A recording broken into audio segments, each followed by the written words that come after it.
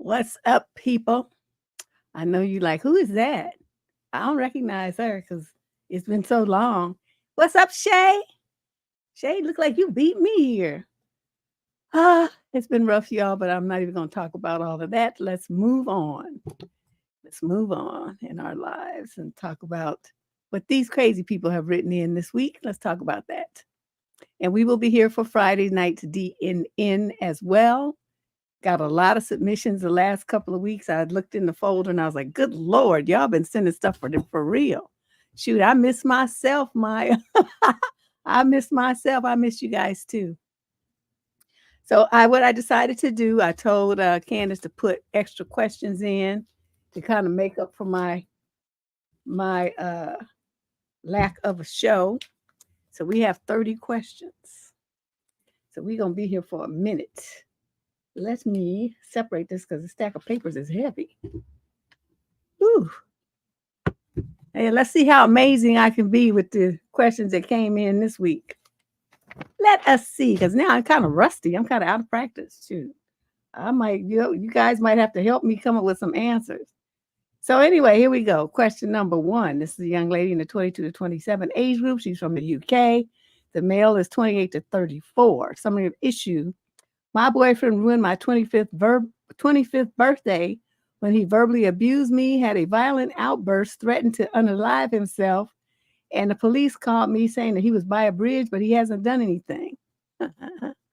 By the bridge, you should have told him to push him. Let's see what's going on here. My boyfriend of 6 months, 6 months and he's doing all that, planned a birthday party for me and we went away. A couple of days before he got angry and was slamming plates and kicked his dishwasher, which scared me, and he right away apologized and said sorry.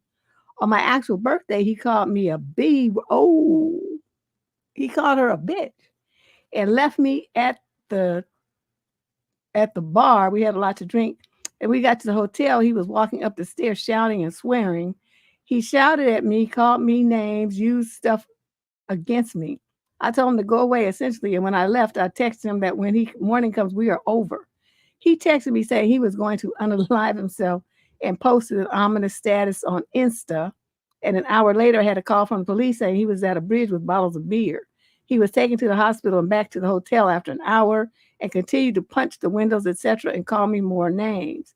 His friends have insinuated that it was my fault. He's now begging for my forgiveness, saying he's going to get help for his drinking and anger. I don't know what to do. What you do is, there's like a path. There's a path where he is, and there's a path that takes you way to the west. You go that way. You go that way, and you keep going until you're so far away from him that you can't even see him. He's not even a bleep on your radar. That's what you do. First of all, the fact that I would leave him over the fact that he, the kicking the dishwasher, whatever, that's your shit. You break it if you want to. I don't care about that. But if he's going to call me a name, he's going to call me a bitch, we would be over that second. But you stay because, you wanted it to be a birthday celebration or something. I don't know. And then he's drunk and he's yelling at you and he's swearing and he's using stuff against you, calling you all kind of names. And yet you stayed. See, this is why my father used to say this, my grandfather too. As a woman, don't you never go nowhere unless you have enough money to get home. Right? So for you, or you going somewhere on a plane, you need to have a nice credit card with a high balance so that you can plop that bitch down and get you a ticket.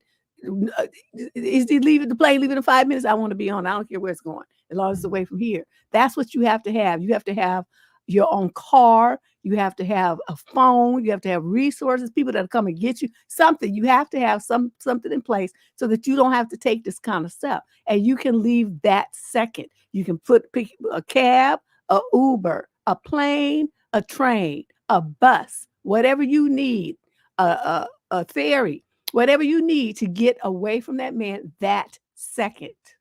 Okay, you don't take this kind of stuff. Oh yeah, there we go. See, I got my shirt on too. My way through, well, it says life, but way down at the bottom. This, these kind of situations, I heard about a lot of these when I was, a teenager and in college and stuff. This is how girls, bad things happen because your parents didn't tell you that. But don't you go nowhere. Even to this day, I don't go anywhere unless A, somebody knows where I'm going to be. B, somebody knows when I'm supposed to be back. And C, I have the resources to make my escape.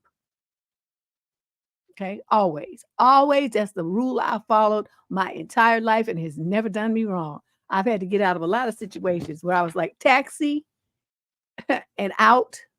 You just have to be able to make the moves. You got to set your life up like that, though. You can't be one of them kind of women that's broke and dependent on a man to drive you there, and you don't have any money in your purse, and you don't have no credit card, and you don't have nothing. You have no resources. Stay your ass at home. That's what you need to do.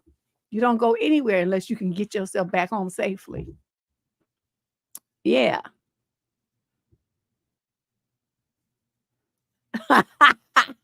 That's so funny you talking about camels because my brother took himself to Dubai for his birthday earlier this year and sent me a picture of him riding the camel. I was like, boy, if you don't stop.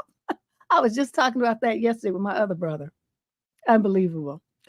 Okay, now, y'all, I want to say, you might see me sneezing, blowing my nose or something. The pollen count in the Bay Area is off the charts. My eyes are itchy. I woke up sneezing. I must have sneezed about 50 times in a row. I almost put my back out sneezing.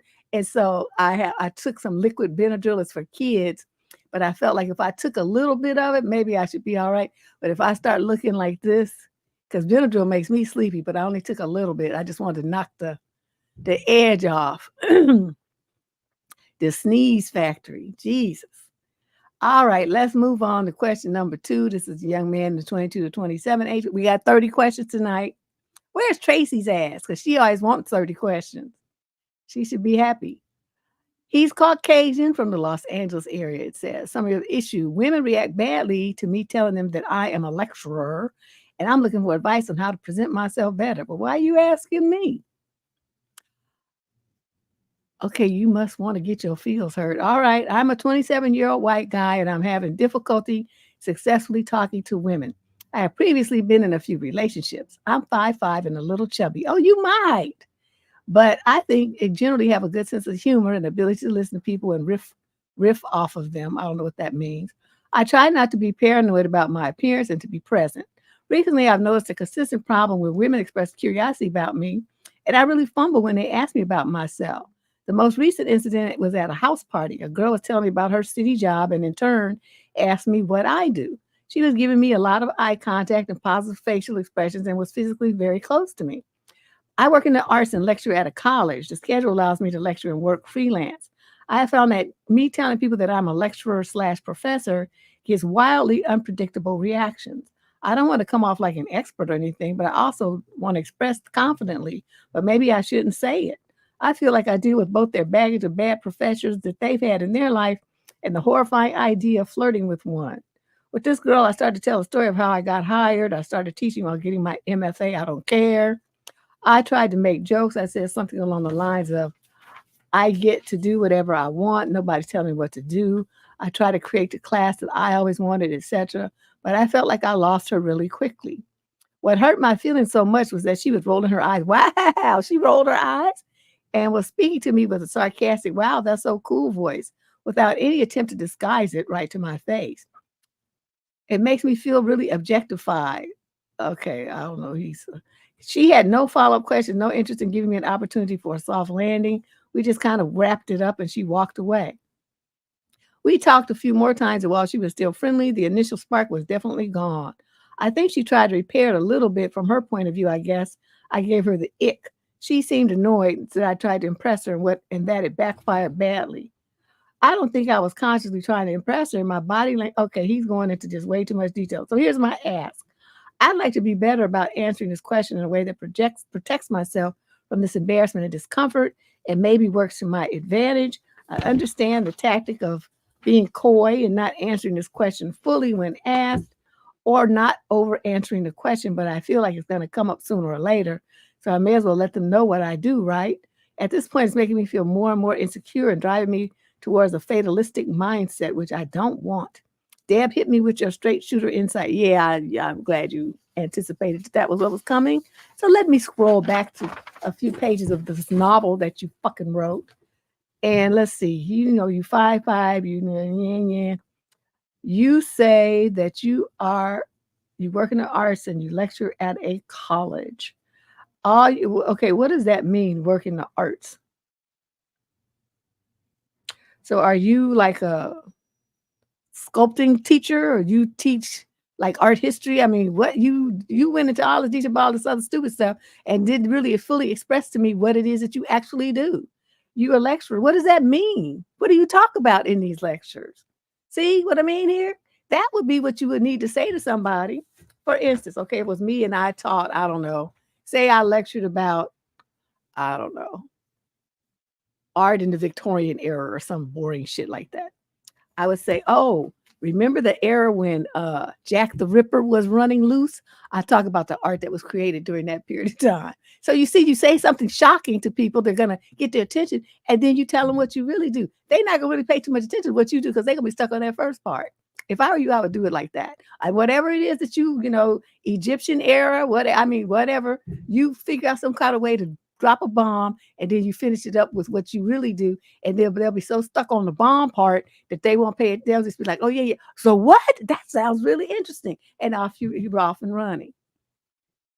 I just, I don't really know what else to tell you because, in my mind, I'm getting this idea that you're sitting there with your little short self, because I consider myself short and you're the same height as me. You sitting up there, being all pompous with your chest stuck out, talking about, I'm a lecturer and it gives me the opportunities to pursue do my other pursuits. I can just see you doing that. Nobody gives a shit. All you have to do is say, "Oh, I teach. I talk about art at a local college." Downplay that shit, okay? Because people, when they ask you what do you do, they're just asking out of sheer politeness. They don't really care. And you going into all this detail and stuff, that's like yawn. Nobody cares, okay? Nobody cares what you do because it's not going to benefit them unless you're a MD and they just fall out on the floor and you just happen to be there to save their life with some clot busting drug or something. But I mean, other than that, nobody cares what you do. It's just social chit chat. You take it way too seriously. When people used to ask me, dudes, I would meet dudes and they would ask me what I do, I would say I'm a pimp. Was I a pimp? Oh no, I worked in a law firm, but I'm a paralegal. Oh, that's boring. Who wants to talk about that? I would tell them I was a pimp. And you should see the double takes and the laughs that they got. What? what you talking about? And then the conversation was off and running. So that's the whole goal is you want to engage somebody, right? You don't have to tell them what you really do in grand detail because, like I said, nobody gives a fuck. Really, seriously. Okay, you just haven't realized that yet. Shoot, yeah, one. Like I said, I do the bomb thing and then I finish up with the, whatever. Because that's just been my pattern and it always works. It gets people interested in what you got to say. You love this hair? This is not even really a hairstyle. This is what you look like after you've been, I got a new monitor. I have 2 computer setups. This is my YouTube room. Okay, I don't do nothing in here but YouTube and videos. This is it. Lights, everything, backgrounds, all stuff. Then my real desk is in the other room where I do like my business stuff. I got a new monitor and a new printer. And it's wireless. And it's on my network, so I can print anywhere from my phones and anything. It's like, oh my God. So I spent most of the day setting that up. That's why this used to be all up, and this is what I just noticed since half of it's hanging down. That's what it looks like now, so that's what you get. Yeah, he's thinking that somebody cares, and so he's giving them all this grand detail, like he's impressing somebody. That's why I want everybody listening to understand when you go into an environment like a party, and someone says, "Oh, well, what do you do?" It's social bullshit. Okay, they don't really want to know. You can make up something. I'm a dog walker. I don't know whatever you want to say. But don't go into big detail because nobody cares. And they're gonna be like rolling eyes and looking around for an escape while you try to sit them there regaling them with stories of your career. Oh, sorry, I went through one page away too soon. Let's move on. Question number 3. This is 3 of 30 questions for those of you just rolling in. We got 30 questions tonight. Yes, remember, nobody cares. Nobody cares. That is the motto to go through life with. Nobody cares. They really don't. They pretend they do, but they don't. So she's a female, 28 to 34. She's African American from Atlanta. The guy in question is 35 to 42. Summary of issue. How do I set healthy boundaries in a relationship with my boyfriend who likes to go to clubs and bars with his friends a lot? Oh, does he now in Atlanta? Are his friends all dudes? Have you seen these friends? They look like they got sugary tanks. I'd be suspect. That's sus as hell. So let's see what's going on here. I'm 30 and I'm dating a guy who's 35. He has a large group of almost all single friends. Anytime his friends ask to hang out, he's almost always at a bar or a nightclub. Naturally, this leads to my partner getting plastered every time. Sometimes the stories I'm told are questionable about what happened in the friend group the night before. I bet they are. Before I ask my question, here's some background. I was in a toxic relationship prior to this. I like to get other women's input so that my prior relationship doesn't set the tone for my current one. My current boyfriend and I are in a great spot. I do mainly trust him. I don't fully trust any man. I don't mind the occasional going out, or sometimes I like to go to a cute bar with my friends too. Cute bar. Huh.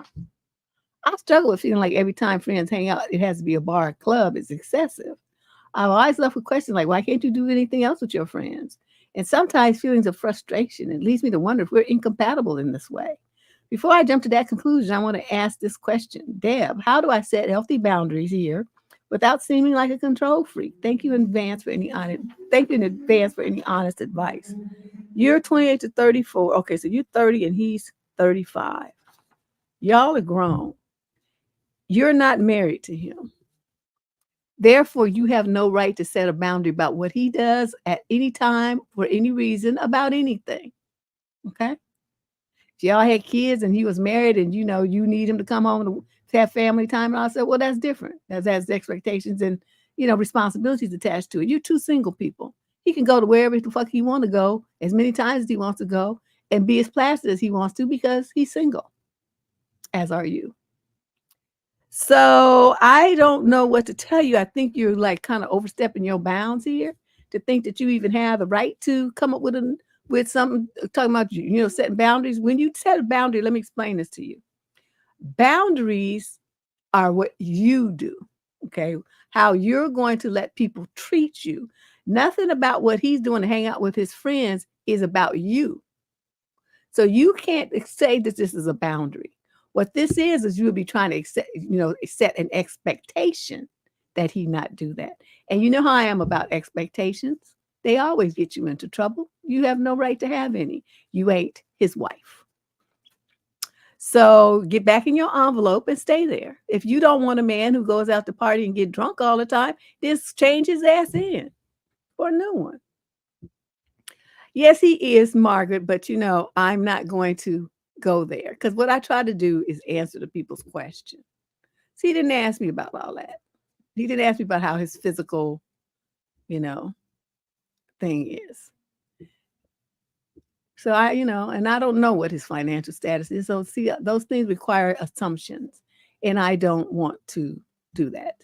So I stick to the question, and I answer the question, and that's all I do. I did point out though that he and I are the same height.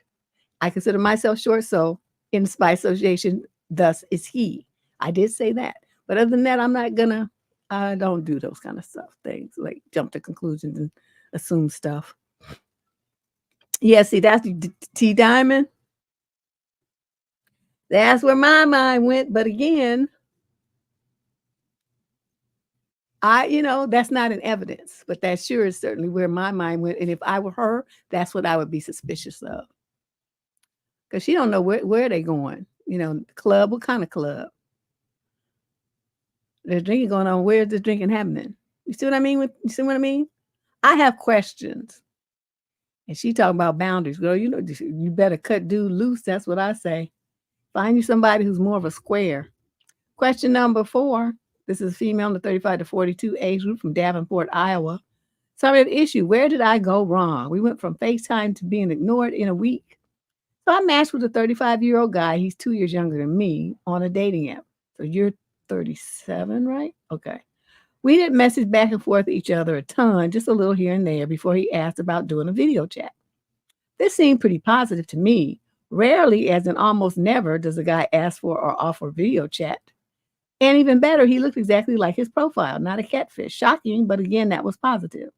We had a really lovely video chat, toward the end of which he asked when he could see me. Great. I was out of town that weekend, but I informed him, which worked out because he was also out of town most of the weekend to this weekend. The only day we could have done theoretically was Monday, but Monday is my very worst day as far as work goes. So I suggested sometime this coming week. Since we were both going to be out of town, it just made sense. He said something to the effect of, "It's already been this long. What's another week?" He texted me after we hung up and told me that he thoroughly enjoyed our video chat and he was happy to see I looked like my profile. We exchanged a couple of texts and then we went off to bed. He texted Monday evening. It was flirtatious, engaging. He mentioned that he was hoping he could kiss me when we went out. I told him I would like that. You did what? Okay, you got hoe tested and you failed. Let's see how else you fucked up. But didn't want to put any pressure on it. I didn't want there to be any obligation going into it. He said he completely understood and that he had no issue with it. I replied that I was glad we were on the same page. And that's the last I heard from him. Yeah, I'm not surprised. Now, granted, I knew he was out of town most of the week, blah, blah, blah, blah, blah. But once the week settled down, I sent him a picture. I told him I hoped he was having a good weekend and no reply. He hasn't unmatched for me, but he hasn't blocked me. I guess I have a small sliver of hope. My friends have told me not to overthink it. He's probably just busy, but I can't help but second guess and analyze and try to figure out where I went on. I just told you where you went on. You got hoe tested. Okay, a man that you haven't even met. You had one video chat with and a couple of texts flying back here and there. Okay, so very, very minimal contact with this person. You're already offering yourself up for intimacy, and you haven't even seen him yet. Don't you understand that that was a test? He's hoping you could kiss him. You can say, well, your hopes would be dashed. That's what you're supposed to say. I think that's inappropriate considering we don't even really know each other for you to ask about something like that. That's what you're supposed to say to him. Or if you really trip like me, I'm just like, I just put the brakes on that kind of stuff. Like, I would have been like, okay, so now we see where you're going with this. Let me hang up this phone and just unmatch from me and don't talk to me anymore. That's where I would have went with it because I already know that's like a segue. Because if he feels like if he could get you to kiss him without even meeting you, and you already ready to lip lock with some complete stranger, he knows it's just a matter of time. It's just seconds before he gets you into bed. And if he feels like he can do that and get you that interested in him that quick just over the phone, what else would other men do? So in his mind, you just went from somebody nice to get to know to a straight garden tool. That's what you did with that comment. That one sentence, you condemned yourself to hold him. So I want you to understand at 37, which seemed like you already would know this, you can't respond to those kind of inquiries positively. Okay? These men on the internet, they just trash. And he decided he don't want to be with somebody who's just as trashy as him. So that's why you got nexted. Now I want you to understand this so you don't make that mistake again.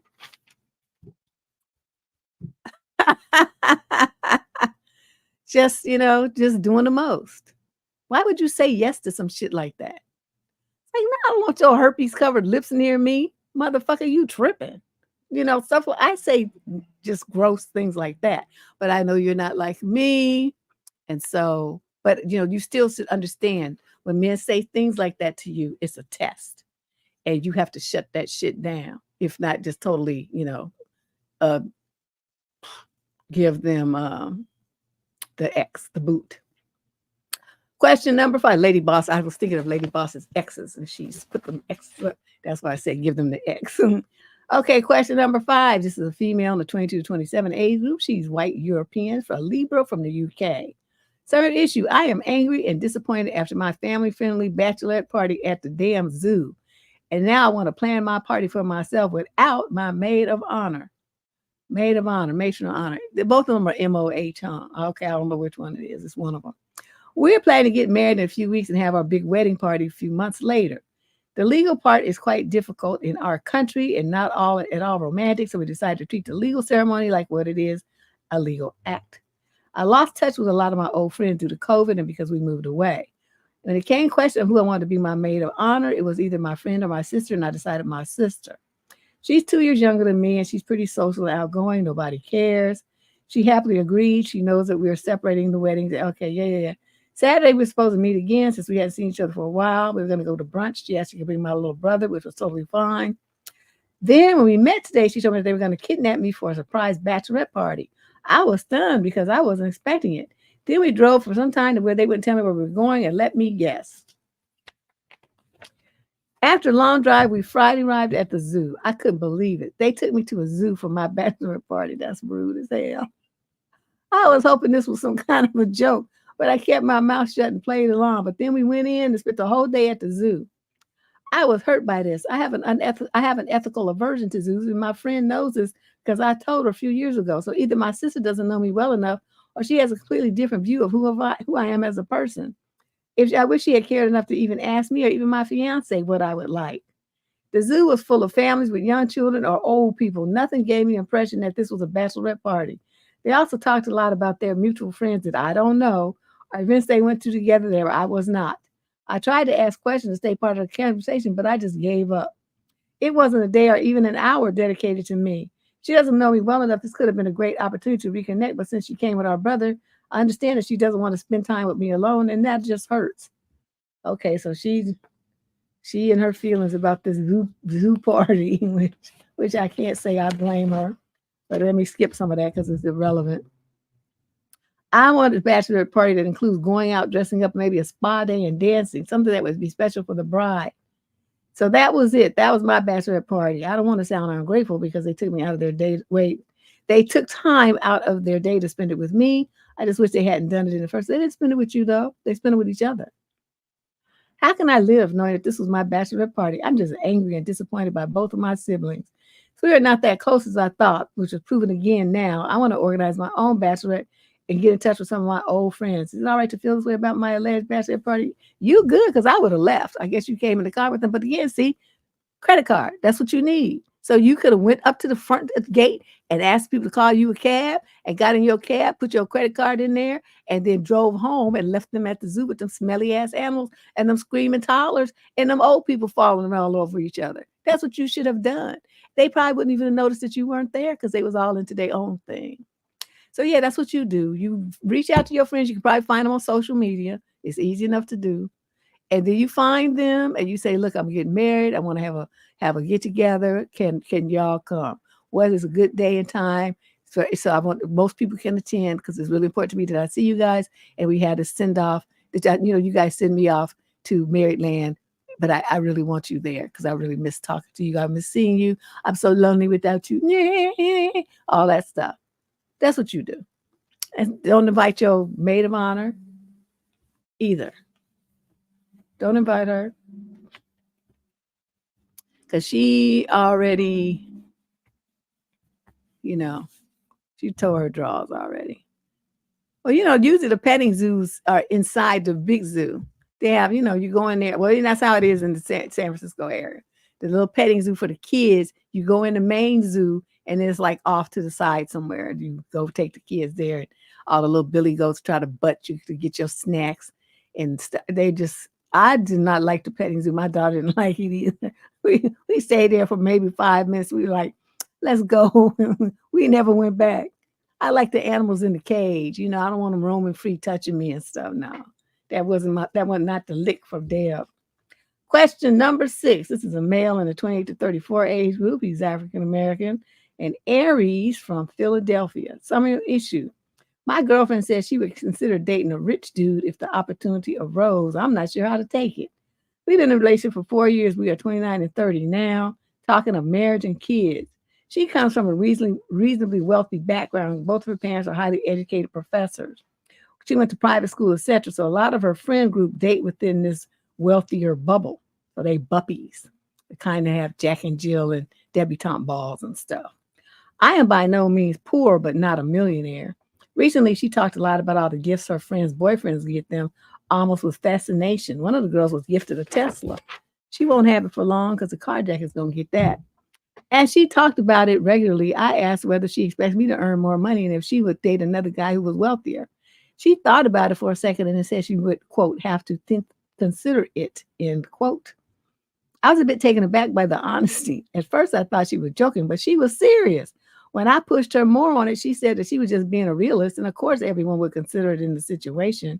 However, she wouldn't, quote, wouldn't act on it, end quote. She didn't want to think it was a big deal, as she clearly loves me a lot, and most girls feel this way if they are being honest with their partners. I don't know how to feel about this response.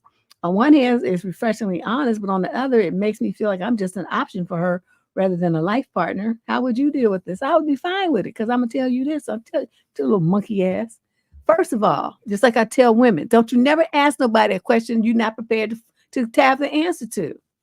So see, this could have went, she could have been more raw with like, yeah, I'm just spending time with you waiting to find for somebody who's got more money and education than you.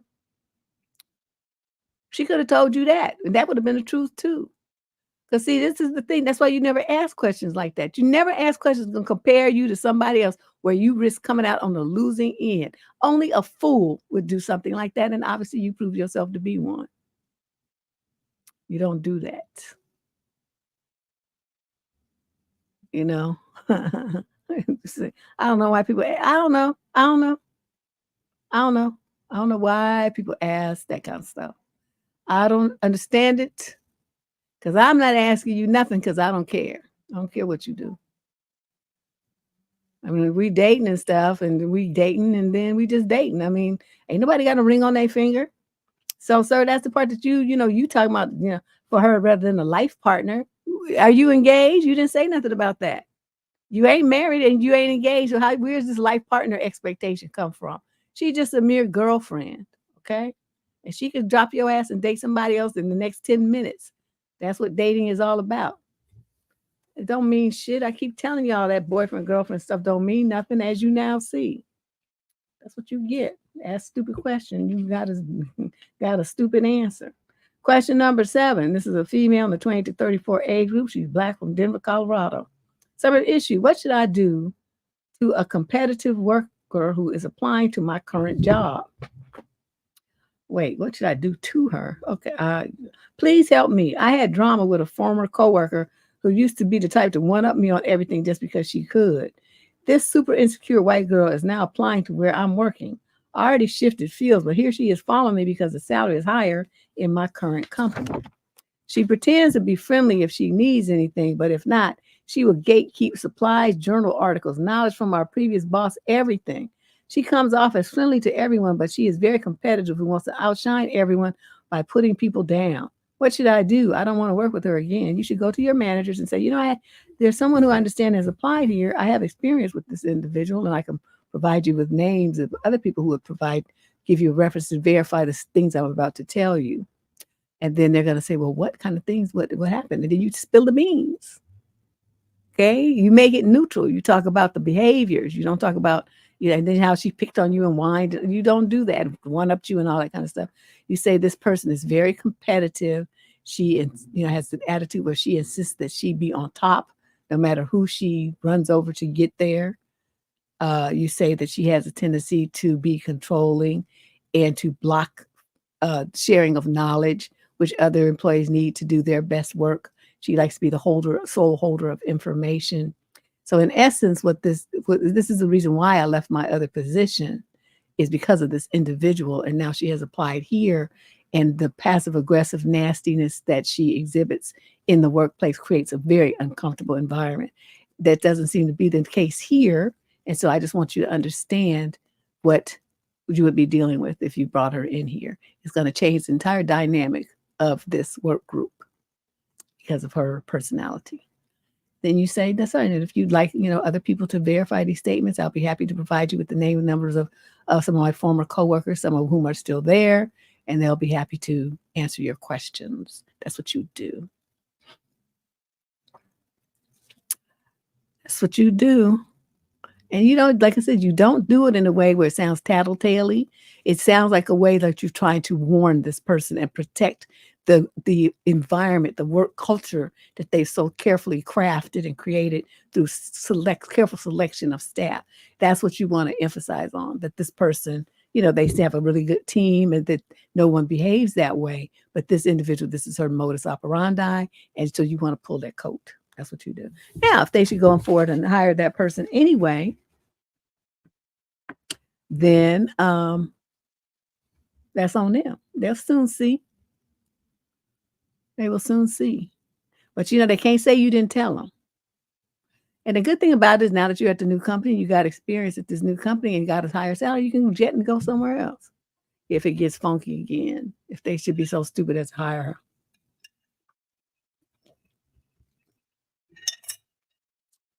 Yeah, I gave somebody advice the other day. She's like, oh, my coworker, who's a peer. I forgot what she said. Anyway, she was doing something. And so this girl who sits across from her says to her, oh, so what are you working on? And she's like, I didn't know what to say. I said, well, what you were supposed to say is, so when did you get promoted to become my supervisor? So that she would understand. And then if that didn't work, if she said something else, then you would add on to that. That's usually enough to shut people down because they get it. But in case this is an assistant type, then you say, well, this is the deal here. I worry about my work and you need to worry about yours. So you worry about what's on your screen and what's in your inbox, and I will do the same over here. Do not ask me any questions about my work because that's outside the realm of your responsibility to this company. What I do is not your business. Am I clear? And then they just let it go like that. Yeah. But I always start light, because work. You don't want to just drop the hammer on somebody right away. You start light with like a joke. I like to use humor. Like, oh, so, since when did you come up to my supervisor? Or whatever you say, your supervisor's name is Sally. You say, well, Sally, wow, you sure look different. Some like humor thing. Humor so you can play it off as a, funny. And then if she don't let it go, then you escalate to the firmness and just let it go like that. Yeah, I don't know, these people in work, they just be tripping. I just don't understand. The people, you get all kinds of outside their envelope. Okay, let's move on to question number 8. This is a male in the 22 to 27 age group from Indianapolis, Indiana. The female in question is 18 to 21. I'm in a shit situation that's affecting me mentally. I told my girlfriend part of it. She shut me down and said she doesn't want to talk about our very personal lives. How do I get my girlfriend to let me confide my issues to her? We've been dating for about a year and it's really good. No serious fighting, no serious issues other than I just can't talk to her about personal stuff. My life for the past month or two has been going downhill and there's a lot of issues affecting me and the way I act overall making me really sad. I've tried to talk to my friends about some of the issues, but our friend group just isn't the type to really talk about serious topics. When everything started, I tried telling my girlfriend about what was going on. I don't want to go into detail, but it's bad and it's affecting me mentally. And she shut it down. She told me that she didn't want to talk about anything too personal about me and my life. And I could tell it made her uncomfortable. So I just completely dropped it and said I was sorry because I could feel she set a hard boundary. I was telling her in person. So right after that, she left my apartment and I found myself crying at her reaction. I'm not an emotional guy, so I don't know what came over me, but it hurt. That happened about 2 weeks ago, and I found myself pretending to be happy and smiling and agreeing when really I'm in what may be the worst part of my life, and I feel like I can't even talk to the one person I thought I could about it. I haven't brought it up again. I never want to make her uncomfortable, and I'm honestly afraid that she might shut me down again. But I really would just like to find a way to talk to her and get that I should probably bring this up and how I feel, but I feel like it's not as important because her feelings matter too. Okay, this is the longest run-on sentence I've ever seen in my life. But also, we've been dating for a while, telling each other personal problems and issues should bring us closer. And it shouldn't be something that we never talk about. What should I do in this situation? You should go and find yourself a shrink. That's what you should do. A group therapy kind of thing. Because, she's in the 18 to 21 age group. So I'm going to assume she's, I don't know, 20, 21, and you 22 to 27. So you sound like you probably know more than maybe 23, 4 because of the, you don't have the coping mechanisms yet. You cannot make somebody want to listen to your damn problems, okay? That pill hasn't been invented yet. Can't do that. The only thing you can hope is that if you explain how disappointed you are that she didn't want to, she might consider that and change her mind. But again, you still can't force her. What you can do is if you feel like you're in your relationship by yourself and it's very shallow and superficial and only for good times and fun, then dump her. I mean, it's not like y'all going to head to the marriage aisle or anything anyway. Just get a new girlfriend. Well, I mean, she just could be, not that she's emotionally unavailable. She just don't want to be bothered with other people's problems. Okay, that's different. She's emotionally available for the relationship. What she's not available for is to be used as a dumping ground for other people's problems. And some people just are like that. They just don't want to be bothered with your problems. They don't tell you theirs, and they don't want to hear yours either. And there's nothing wrong with that. Okay. But you just have to be aligned with a partner where you guys, are on the same page with that kind of stuff. You can't have some person who wants to be mostly needy and talk about all their feelings in minutia, and then the other person be like, I don't want to hear it. I got to see it going on my own. And so, you need something. You need either two people who do with their stuff separate, or you need two people who want to share and be in each other's emotional lives like that. It never works when there's one and the other. Never works. And that sounds like what you got.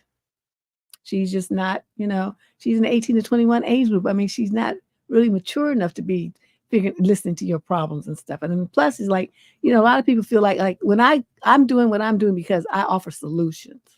Okay. I offer solutions and I want people to approach me with their problems because it will help them keep from having a greater problem later. Okay. That's a difference. I want it. A lot of people don't. They don't want to hear it. They're not trying to be bothered with your problems.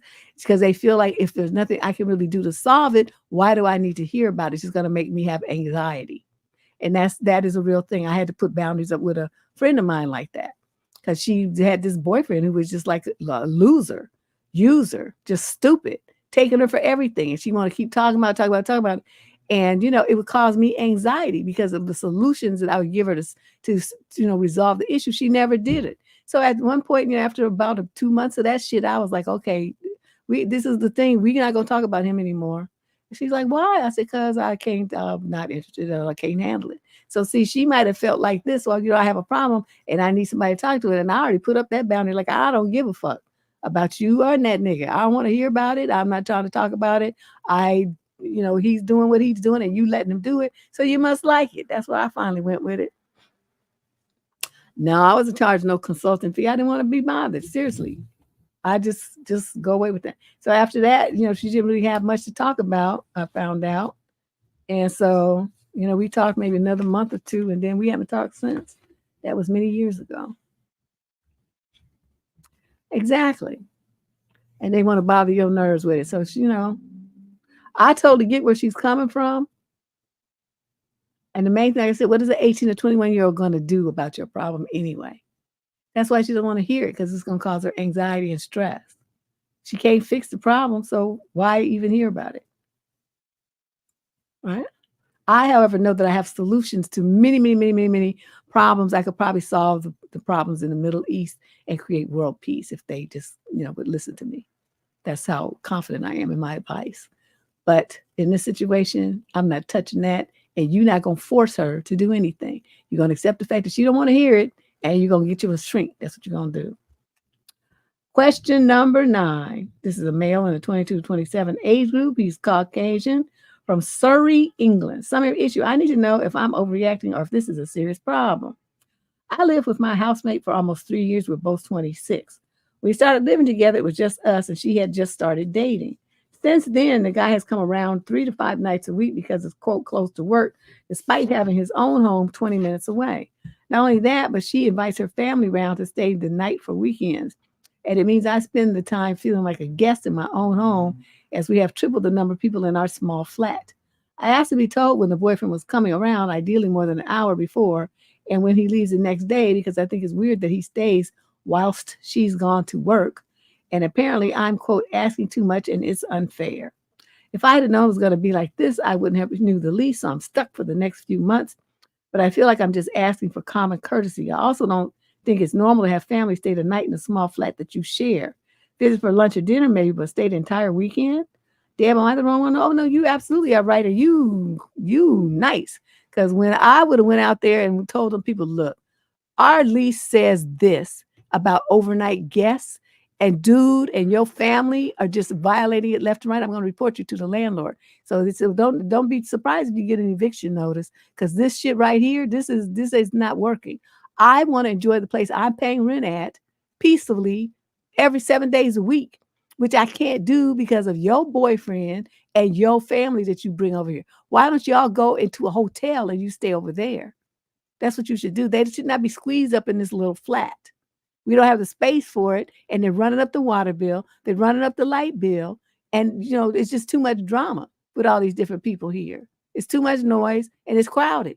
I don't like it. And since I'm a leaseholder, I'm telling you, this is not gonna happen again. You and all them people, all you people, you next time you want to come visit her ass, get you a hotel room. Don't come up in here. I'm gonna call the police and have you tossed out. That's what I would do because I'm a bitch. She paying half, but the boyfriend is there all the time. So see, no, then you need to pay 2/3 then. Because that he's running up, he's taking a shower there. You know what I mean? He's costing and using toilet paper and whatever else. There's expenses that this other person is incurring because of all these house guests that he's not being reimbursed for. So that would be, the first thing. You owe me some money, bitch. Okay. Because all the shit that they be using up, my soap and everything, shampoo, all the stuff, you're not supplying them with all of that. The water bill went up, the garbage trash increases, the power bill goes up. All of that stuff is expenses that I incur because of your cheap ass relatives and your stupid boyfriend that needs to go to his house. Why don't you go to his house instead of him coming here? Stuff like that. Anyway, that's what I would say. That by the second time they came, the second time her family been like, oh no, no, no, no, no. We're not having this. Don't even get in this habit. You're not coming here every weekend. This is half my house and I don't want you here. So you're gonna go to a hotel. You want to visit her. And she can go stay there with you. Yeah. I'm like, that would not work. That so would not work. Question number 10. This is a male in the 20 to 34 age group from San Diego, California. Summary of issue. Me and two of my friends lost our friend group because we tried calling out someone who was being abusive. Wait a minute. You in the 28 to 34 age group, but you still have a friend group?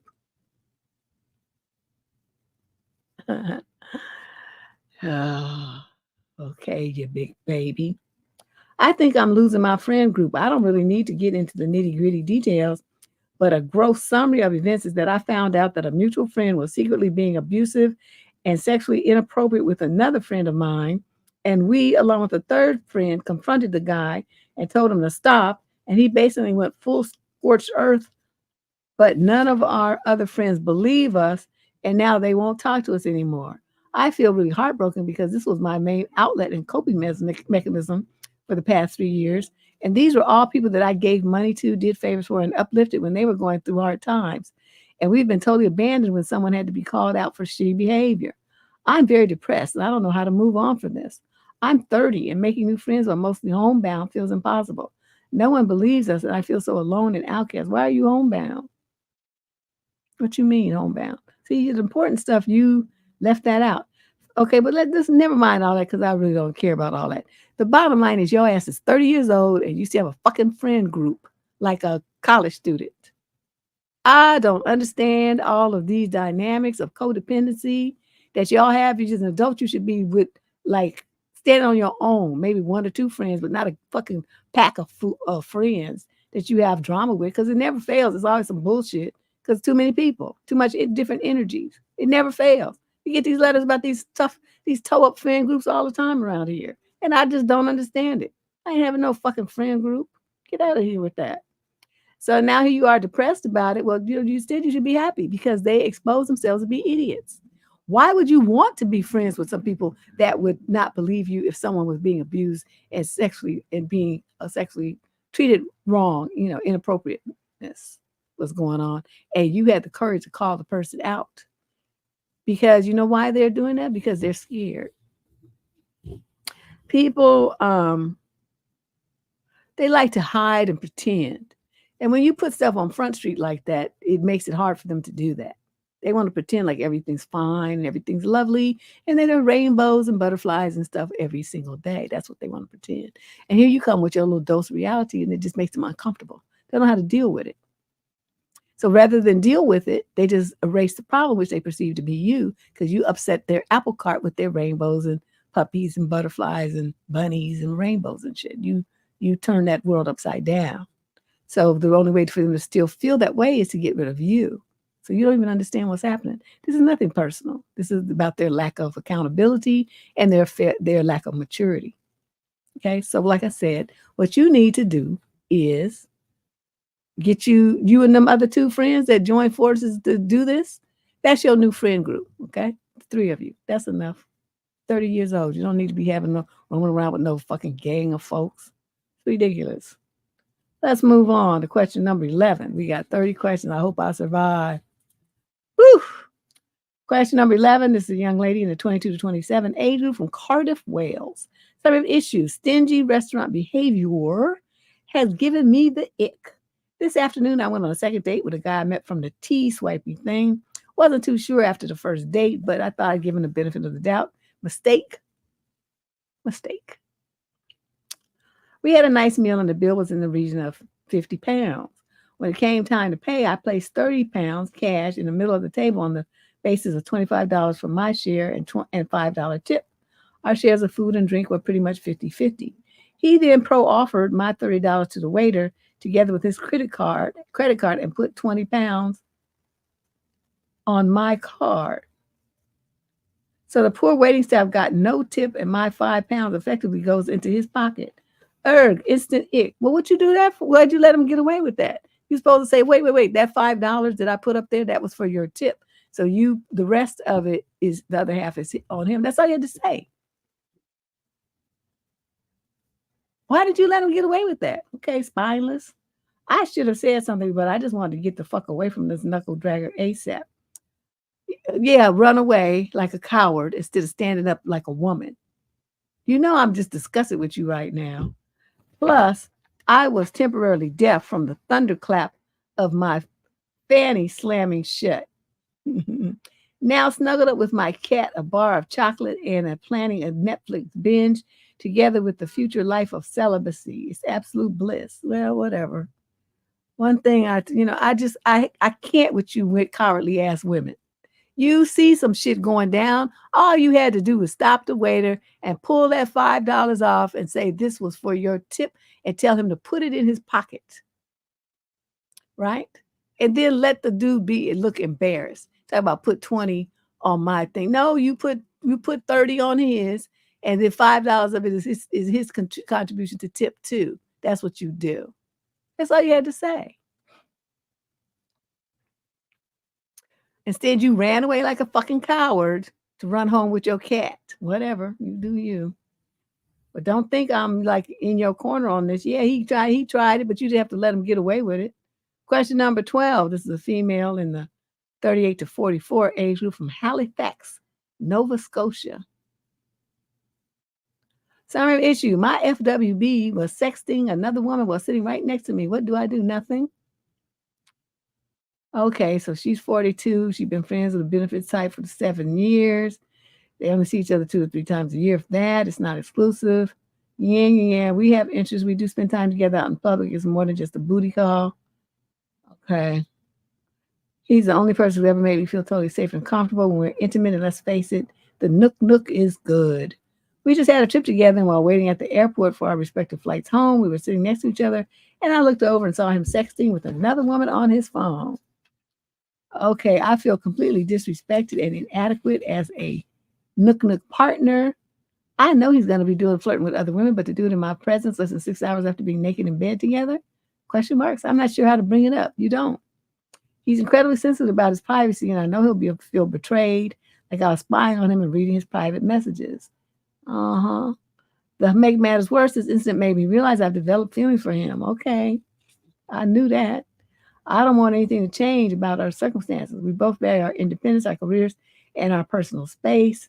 This arrangement has worked well for so long, but now it's become very obvious that he does not reciprocate my feelings, and he doesn't see this as something that could be exclusive, and he doesn't even respect me enough to hold off on flirting with other women until we're not in the same room. I know I should walk away, but he's one of the very few friends I have. I'm an introverted, mostly solitary person, so meeting new friends, much less partners, is incredibly difficult. My heart is breaking, and I don't know if I can handle it. I'll take into consideration any advice or thoughts you can throw my way. Well, I have 3. Well, maybe just 2. I don't know. Number 1, don't you ever try to do an FWB because you're not good at it. That's all about fucking. Okay, that's it. You might, like I said, grab a lunch or something, bring over some burgers in a bag, something like that. But that's the root reason why you're together. Nothing else. Number 2, you caught feelings. Okay. So you caught feelings, and along with your feelings, you have all these expectations and anticipations and desires. He does not share them because he doesn't feel what you feel, obviously. And number 3, if you hadn't been nosy looking at his phone, you wouldn't have seen that message. So you did that to yourself. So those are my 3 comments to make. You're not good at FWB. So what you need to do, and don't you dare say anything to him about it, it's going to be over. You say you want to keep things as they are, you need to keep your mouth shut, because he's going to be like, oh, wait a minute. You was like all in my Kool-Aid, looking at my phone. That's not going to go over well, chick. You need to leave that alone. Okay? Leave that alone. And let's not do FWBs anymore. Okay. 7 years of this is really plenty. I don't know how I can't begin to understand. Question number 13. This is a female in the 28 to 34 age group from Stoke-on-Trent, Staffordshire in the UK. Woo, that's a lot of words. Male is in 35 to 42. So 28 to 34, 35 to 42. Okay. My boyfriend lets his dog pee in his apartment, and it really bothers me. Wow. Okay. Well, I mean, if I'm going to have an FWB, I'm going to have 2 or 3 of them, because, the whole point is when you want it, you should be able to get it. And somebody, he's busy with other people, might not be available.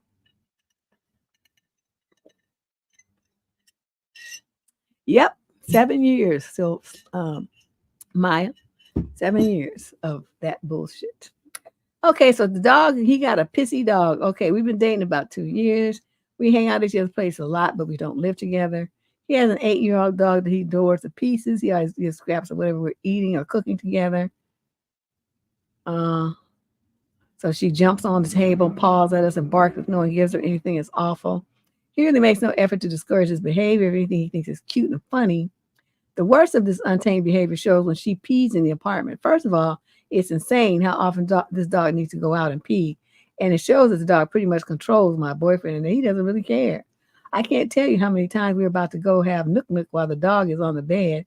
And if she, God forbid, gets accidentally kicked off, she would go downstairs and pee on the floor. Oh, so she's doing it because she's mad. But sometimes my boyfriend will actually stop and go down to stop her and take her out, which is fine again, but this points to the whole the dog controls and point I'm trying to make. I'm trying to more on the peeing thing. This happens a lot, even sometimes at my place if I'm watching her for him, but I'm very careful to prevent this from happening. If we're not paying close attention because we're talking or doing something else, she would just piss on the floor. Instead of verbally reprimanding her, he fawns over her and says, oh, I'm sorry, good girl. Are you okay? While cuddling and petting her almost every single time. And it floors me. It's really starting to bug me. I don't want him to hear her yell at the dog, but don't go over and coddle her. That's why she keeps doing it. It's like he's happy to clean these pee messes up. It's so bizarre. Anyway, I don't know if it's in my place to say anything, if I should even say anything at all about it. It would be a touchy conversation because it specifically involves his dog, but I feel like I got to say something since it's bothering me, right? What you should say is you and your pissy dog deuces. That's what you should say. So my thing is if he wanted a dog to piss all over his house, which I would have separate shoes to wear to that motherfucker's house if I was going to go, because I would want them pissy leavings be tracked into my house. So I'd have a pair of shoes that I only wore at his house And when I got ready to go, I would take them bitches off, sit them by his door, and then I would walk to my car, get in my car with some slippers or something, some flip flops, and then get out of those when get in my house slippers at my house. I would never wear the same shoes that was on the floor in his house, in my house. That wouldn't happen. His dog would not come to my house. He would not come to my house. So when you get through all them barriers, it's like, what's the point of this relationship? I personally could not respect a man who does this kind of stuff. He was so not, we just no. Yeah, the dog is mad. So when she feels like she's not getting her attention, she gonna go piss on the floor like a bad kid. You know, kids, they say that any kind of attention will do. So they'll do bad things to get your parents' attention. As versus getting on the honor roll. Same principle. Yeah, I would definitely be out. But you know, I can't date nobody with a dog or a cat anyway because of my allergy. So this would never happen in my world. As soon as he said he had a dog, I've been like, oh, well, it was nice meeting you. That's all I can say. Question number 14. This is a male in the 20 to 34 age group. He's Caucasian from El Paso, Texas. Summary issue. After the first video call, she asked me for financial support. Wait, what? She found me on a dating app for gamers a few days ago. She claims she's from South Africa, and she's got the accent. She goes to a local college and is studying cybersecurity. We had our first video call 2 days later. It was simple introductions, and we set up a coffee date for the following Saturday. Now, today she asked, quote, does it sound okay if I ask for financial help from you? And are you the supportive type of guy in a relationship? Wow. Now, I do help people who are close to me, but we just started talking about just a few days ago. I have been scammed before for $2,000 from a catfish over a period of 3 months. And I want to believe that this is just another gold digger. I'm so done with these games that I want to know if I should just delete the dating apps I have. What do you think? I would delete them. That's why I'm not on them. But what you should do, you know, when she said that is say, am I the supportive type in a relationship? Maybe. If she doing all kind of tricks and flips and stuff and like a popcorn star, then I might. But you know, that don't apply to you because I haven't even met your ass and we ain't fucked. So you ain't getting shit. I hope you understand. That's a problem. Let's just hang up now. That's how they need to be talked to, those scammers. Because they're not going to really meet you. They don't really want to do anything with you. They just want you to send them money with some made up excuses and emergencies. So when you start talking to them like that, like, yeah, as soon as we got some fucking going on around here, then I might come out of pocket for a little change here and there. Get your nails did, your hair did and shit. Get you an outfit. But you think I'm just be sending you money, bitch? I'm not going to be doing that shit. You out your rabbit ass mind. That's how you should be talking to them when they come at you like that. Because what do you have to lose? Nothing. So to me, that gives me license to act a complete fool. Complete. Like in the dictionary, with my picture next to fool. That's what I'm talking about. Okay, my Benadryl's kicking in. I'm getting drowsy. I didn't even take that much. I'm just so sensitive. But at least I'm not sneezing. My nose not drippy. Okay, this is question number 15. This is a female in the 35 to 42 age group. She's Black from Kansas City, Missouri. The other female is 22 to 27. Firm issue. Should I tell my younger sister my concerns about her boyfriend not being able to keep a job? I'm in my mid-30s. I have a younger sister who's 26. I knew my sister's boyfriend had a history of being let go of a couple of jobs, but we all gave him the benefit of the doubt. Perhaps it was bad management, he's young, etc. Fast forward a couple of years. He needs a job, so I put in a good word from him at my workplace, and he ends up with a position there. I find out that he's incompetent at the job due to forgetfulness, bad communication, not following up on things, not following management advice / instructions, etc. So he got fired. Contract doesn't get renewed. He goes home and badmouths the job to my sister, but I know the truth because I worked with him. I'm also friends with people who work directly alongside him, and they told me these concerns and details of his work habits. You would think he would come to me for advice or support if he needed help at work because I've been there longer, but every time I asked him how I was doing, he would say, quote, it's going good. He seems clueless that his actions are leading him to be let go of his jobs and always victimize himself. So now my question is, should I tell my sister my concerns about him and the future of their relationship? How should I go about this? I don't want her to be in a relationship with someone who isn't competent in the workplace and she has zero clue. She's a smart, successful young woman. They're both in their mid-20s and have been together for 6 years. Oh my gosh, she's way too silly. What you need to do is just be blunt with her sister and say, you know, your boyfriend, what he was telling you about the cup. Do you know let me tell you how he was working there. I want you to understand that this is the man that you have. If you marry him, you're gonna be supporting you and the kids in the entire household. Are you okay with that? That's what you need to think about. If you think about, having kids and all stuff, you're gonna be taking care of the kids, taking care of the house, taking care of all the bills, and taking care of him too. That's where you're headed. I would like to see you with someone who's responsible and accountable and capable of holding his own weight and who's focused and mature. That's not this dude. So then, you know why you do it that way? You do it that way because then she can never ever say that nobody told me. I didn't know. Well, he told me this and nobody ever, you knew and you didn't say anything.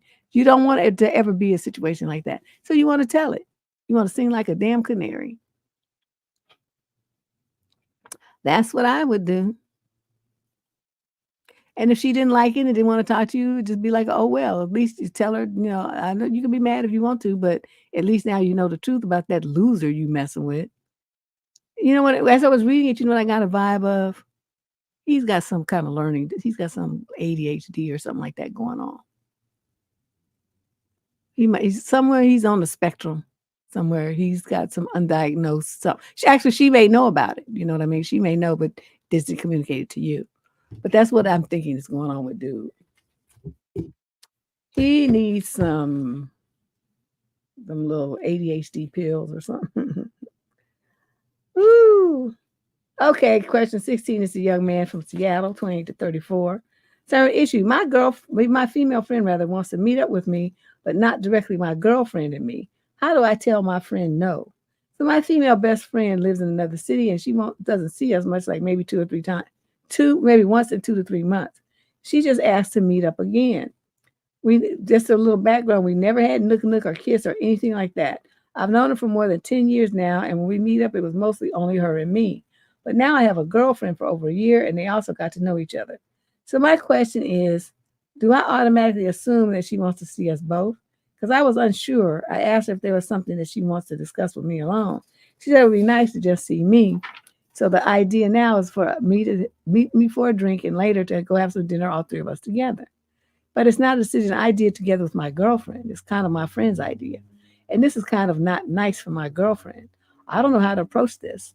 Like, do I just say, yes, we will come? Or do I have to ask my friend if it's okay for me to take my girlfriend with me? I know for a fact if I tell my girlfriend we will go drink together, my friend and me, and then have dinner all 3 together, that she will not come and be angry at me. And I understand that. The right thing would be to tell my friend that my girlfriend and me are now a team and she has to get used to us being a team. But how do I do it? How should I approach the situation? No, you should not do that. And your girlfriend does not need to be with you every fucking place that you go. They'll be setting a dangerous precedent. I know you're trying to appease this little girl, but that's not how you do things as an independent grown-ass man. You say, I'm going to meet so-and-so. We're going to have a quick drink or something for an hour or so, and then come and meet us at such and such a place so all 3 of us can have dinner together. You don't discuss it with her. You tell her what the plan is. Tell her where to go and what time to be there, and she'll be there. You put too much in her pocket to let her make decisions about what you do in your friendships. Just like you wouldn't let her do that with a male friend, you don't let her do with your female friend either. You've known this woman who never had any issue with her longer than you've known this bitch that you dating, but yet you're going to throw her the friend under the bus for this girl. You know, breakups happen all the time. So she could be your girlfriend today and not in a couple of weeks from now. You just never know. You're putting too much on this relationship. Even wives let their husbands go out and, see other people, female friends and stuff. I mean, my husband had one. It ended up, though, that she was inappropriate and she ended up getting cussed out. But it took a couple of years because I was always suspicious of her, but I'm not going to stand in the way. That's your friend. She was friends with him for 10 years or so before he ever laid eyes on me. You know what I mean? What am I going to look like trying to interfere in that relationship? I didn't do anything. I just observed. He was totally above board in all his dealings with her. He was, oh, yeah, I talked to so-and-so. He talked, just chit-chat. I, watched the kid for her and everything. It was like, it was fine. But one day she did something she shouldn't do. And I told you about that story when she came to our house and she didn't have no drawers on and crossed her legs and was flashing him. He stood up and cussed her bitch ass out. And that was the last time we saw. He tossed her out, told her not to come back. She was disrespectful. And so, so I didn't have to do anything. I just let it play out. She played herself. I didn't have to do anything. And that's how that went. So in a case like this, but if they go out for a drink and stuff all the time. I didn't care. Go out to lunch, go to brunch. Sometimes me and the baby would go, sometimes not. But I'd never try to interfere with his friendships, and I never wanted him to interfere with mine. And we were not joined at the hip like you seem to think you and your girlfriend are. Do stuff without her. Get her used to that.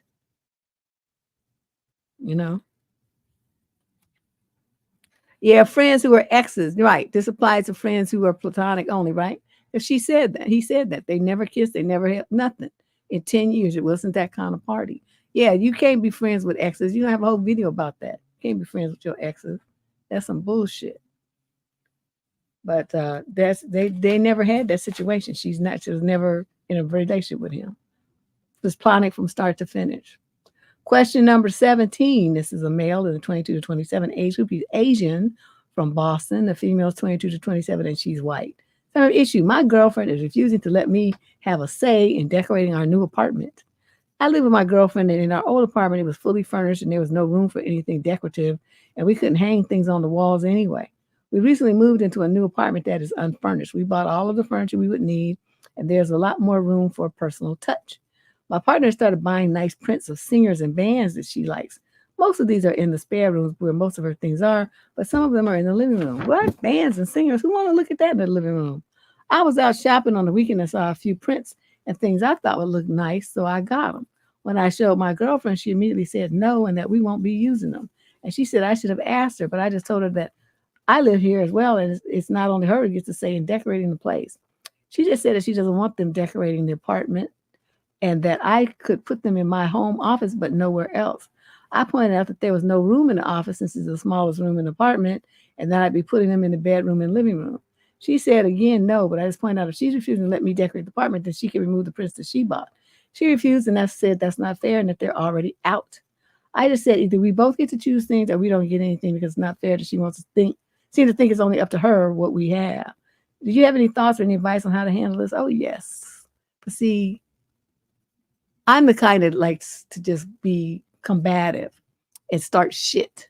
So when I would go over to where she had her prints and I would take them and I would tear them up right in her face, and then I would hang mine up and say, now this is how it's going to go. You decorated, you put up 7 prints or however many she already put up. I'm going to have an equal number and you're not going to say nothing and you're going to like it.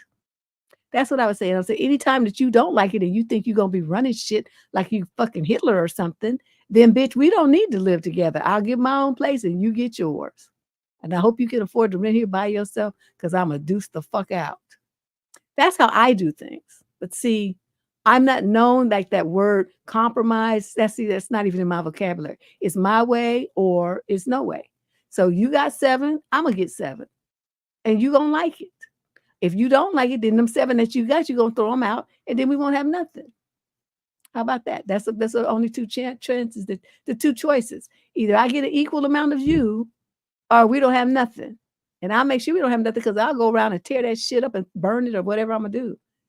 Because you won't have it. I don't feel like looking at no fucking bands and shit all over the house anyway. It's not a goddamn music studio. She thinks I'm going to the studio. No, bitch, you're not. Nobody in here even plays an instrument. Nobody want to look at that shit. Especially the bedroom and the living room. No. So, dude, I don't know how hardcore you want to be, but I'm telling you, I know me. Soon as she said that and started trying to argue, I would have went right to that wall, yanked her shit down, and tore it up right in her face. Say no. So since you don't want my shit up there, yours ain't going to be up here either. That's just how it's going to be. So, you got to look at this kind of thing because I just don't think that this is an incorrect attitude to have. And this attitude would carry over to other parts of your relationship, which it probably already has. You just didn't really notice it. But, she's controlling and she want to just run shit. No. Yeah. Oh, we have a new person. Oh, Fran V. Oh, Well, good. I'm glad to see you here. Yeah, you probably was the last show I did because I've been MIA for a couple of weeks. So let's move on. Yeah, dude, you can't let her get away with this. You better do, like somebody said a few letters ago, go scorched earth on her ass. Question number 18. This is a male in the 28 to 34 age group from Austin, Texas. Summer issue. My girlfriend calls pretty much any woman I associate with in my past or present a whore. Is there any way to get her? No, she don't. Oh my God. My girlfriend and I have been working through some of her major insecurity issues. She doesn't get as mad as at me anymore for having a past, LOL. But she still says any woman I have been with was a whore. And basically any woman I became friends with now, she would start calling them a whore as well. The most recent one was a boyfriend in the military, but hangs out with my other guy friend a lot. So now my girlfriend thinks that she's a garden tool too and is going to try to get with me. It's all platonic. When I try to say that she's not a guard tool, my girlfriend just goes into this thing of, oh, so now you're defending a hoe over me and my feelings? Wow. And you still with her. I know this is really bad. We were working up a lot of other insecurity issues that she has, but this one feels so deeply ingrained in her that I don't know if she can even realize how wrong it is. Do you think there's any way for me to work around this, or is it pretty much cooked? No, she's showing you who she is. You better believe it. But this is I'm okay again, me. So when she's saying all that to me, I said, oh, so is that what your exes call you? Is that where you got that from? So you think my exes are that too? Because that's what they called you? Is that what's going on? I would have had to flip that around on her. So she would sit there like, well, no, they didn't. I said, well, then you're not gonna be saying about anybody that I dated either. That's disrespectful to me. Like I'm just gonna be dealing with any old body. So don't you say that again. You say that again, we through. Okay, I'm gonna pick my shit up and we're to be done here. Because one thing I'm not gonna tolerate is disrespect from you or anybody else. Because you might not see it that way, but that's what it is. That's why I explained it to you just now. She's saying that you don't have the sense or the discerning eye to pick a woman of class and quality, that you just gonna settle for scum from the bottom of the barrel, and that's what kind of man that you are. That's what she's saying. Do you understand this? The insult that this conversation is having about her judgment of you? You think it's all about these girls, but it's not. It's about you. She's basically saying that you a hoe chaser. That's what you are in her mind. That's why all your exes are garden tools. So if I were you, recognizing the ultimate disrespect that's being levied to me on me by someone who's supposed to be in love with me and in my corner, I would have deuced the fuck out the first time she did that shit. I don't, and then she's insecure, whatever. I mean, I just really don't care because I don't do insecure people. You can't be around a Leo and be insecure because you will be roadkill. We just gonna play with you. Pull out them sharp, how they had them giant paws with the nails at the end, and they just tap at you like that. Okay, but the part is so powerful with the swipe that you be fucked up just from a little play tap. That's what would happen. You would just be a play tap and you would just be fucked up. So that's why you can't be around Leos unless you got your confidence up. You got your boundaries strong. You know your own mind. Your spine is straight and shiny. Otherwise, don't have Leos in your life because you just gonna get your feelings hurt 24/7 as we toy with you and mess you up. Because see, with her, I'm telling you, I would have had to flip that around. So that's where you got that from your exes calling you that. Well, just because you was one, don't mean everybody is. And so or you could also say, well, if my exes was hoes, then that means you won too, since I like hoes so much. See where I'm going with this? You have to flip that back so somehow she's in that category as well. So you figured out how you're going to do it and watch her reaction. Question number 19. This is a female in the 28 to 34 age group, no location provided. She's Caucasian and she's a Leo. The male is 28 to 34 as well. He's also white. Summary of issue. My date didn't offer to pay for my drink. Hi, Deb. I love your show. It's really entertaining. Keep up the good work. I recently went out with a guy for the first date. He called it meeting, but we met on a dating app, so it was obviously a date. When I showed up in the cafe, he was already there sitting with his drink. So I went up to him, greeted him, and then went up to the counter to order my drink.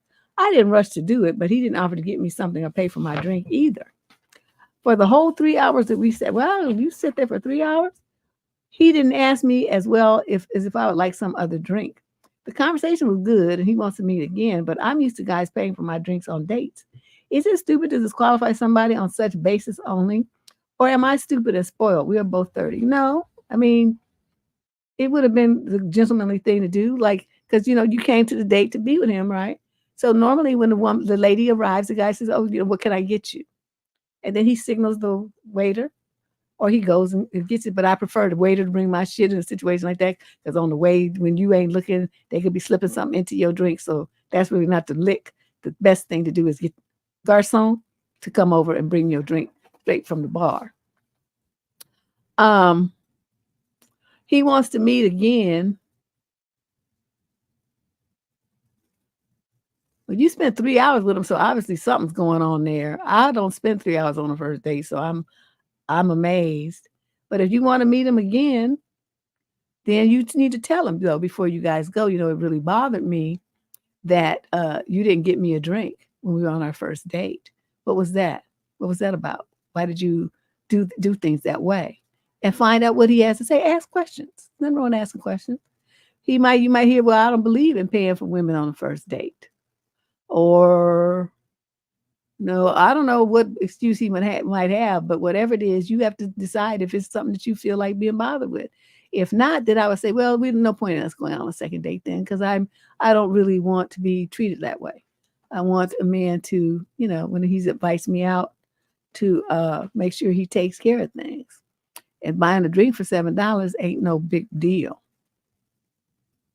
Whatever, $10, whatever it is. It's not, you didn't offer to do that. So that's very telling to me about how you would take care of a woman in a relationship with you. So I'm going to pass. No second date. Thank you. It was nice meeting you. Ta-ta. Good luck. Goodbye. Good luck. Good riddance. That's what you say. Question number 20. This is a young lady in the 28 to 34 age group. She's a Pisces. She's African-American from Columbus, Ohio. Current issue. I broke up with my boyfriend over the weekend, but he's not accepting it. How should I proceed? What do you mean he's not accepting it? He turned to a stalker? We've been dating for about a year. I really do love him and I care about him, but he's only 25, and you in the 28 to 34 age group, and yet he's a pretty intense alcoholic and constantly lies to me, especially about his drinking. Okay. So you stayed with that for a year, though. Okay. I believe the straw that broke the camel's back was a couple of weeks ago when he literally took my card out of my wallet when I was in the shower, used it, and then tried to lie to me about it when I was looking for it after I took the shower. Literally fucking said, maybe you left it at the bar last night, knowing full well he used it not even an hour before that. This really pissed me off because he knows I absolutely do not mind paying for him as I have been while he's financially struggling, yet he stole from me. Okay, so he's a drunk, he lies, and he steals, and he's broke. Okay. Anyway, I decided to end it this Saturday. I have been thinking about it and wanting to do it for quite some time, but I haven't really done it because he's a little reckless, and I was afraid he would do something stupid. Well, I went to a bar down the street that night, and he showed up absolutely shit-faced and could barely stand up. I was shocked, and the waitress and security guy were talking to him when I left. Apparently, he fell and hit his head, and they called an ambulance. His mom told me this. He's fine. I did go visit him at the hospital the next day. Apparently, the doctor said he's never seen alcohol levels this high before. His mom was in tears, and everyone is really pushing for him to get help, including me. But I made it clear that we are no longer in a relationship, that this is something he needs to do for himself and separate from me. He's been going through spouts of binge calling me since. Texting me, I didn't answer most, but I did answer a few calls because I felt bad and I'm worried. He keeps making promises of getting better and keeps asking to come over for cuddles and stuff. And every time we'll talk, he says he loves me and tries to force me to say it back. I put my foot down when he talked earlier at noon, so I haven't heard from him since. I just feel so bad. I wish he wasn't hurting so much. I just don't want him to do something dumb and risk losing his job. He just got promoted, but had to go to night shift for it. I'm very worried about him, but I've been feeling trapped in the relationship, and I can't do it any longer.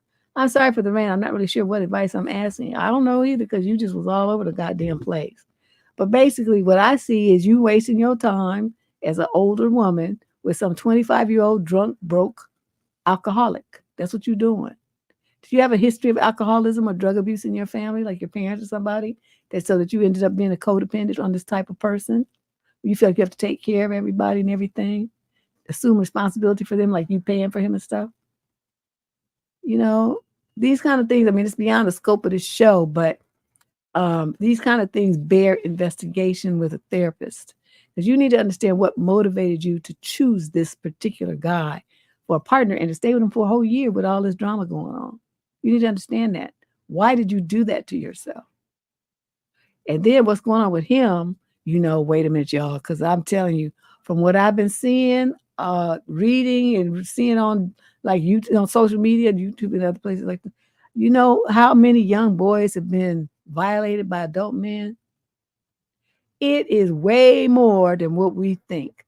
A lot of the times, this alcoholism and addiction problems that these guys have is because of that.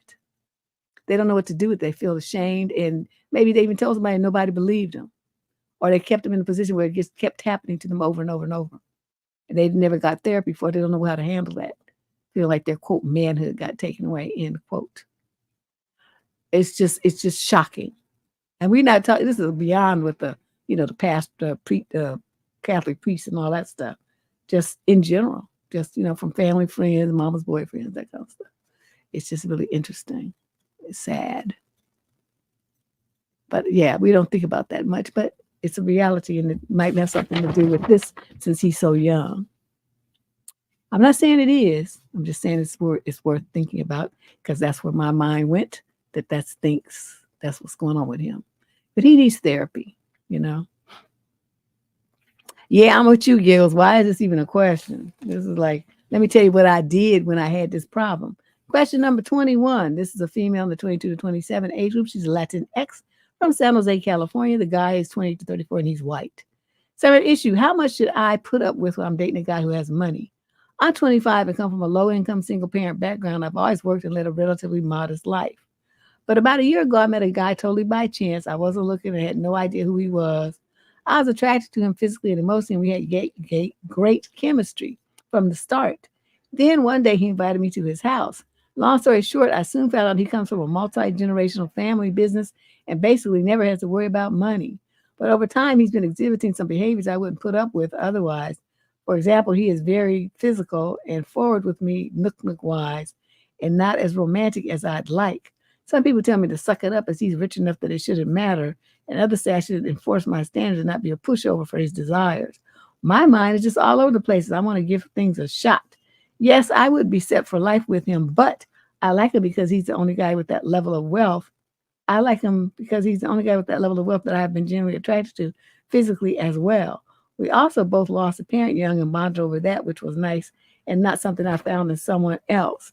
So what I'm saying is I don't like him just for his money. It's an added bonus on top of all the other things. But I don't know if it's enough for me to put up with his less than stellar behavior towards me or what. I'm so confused. I want to see if I'm being unreasonable or what. Thank you in advance. Well, I mean, you stay with him if you want to be treated like a garden tool, because it doesn't matter how much money he has. Has he set up a bank account for you? Is he paying your rent and, buying you your car note and insurance and whatnot? What's he doing for you with all this money that he has? Why are you putting any importance on that at all?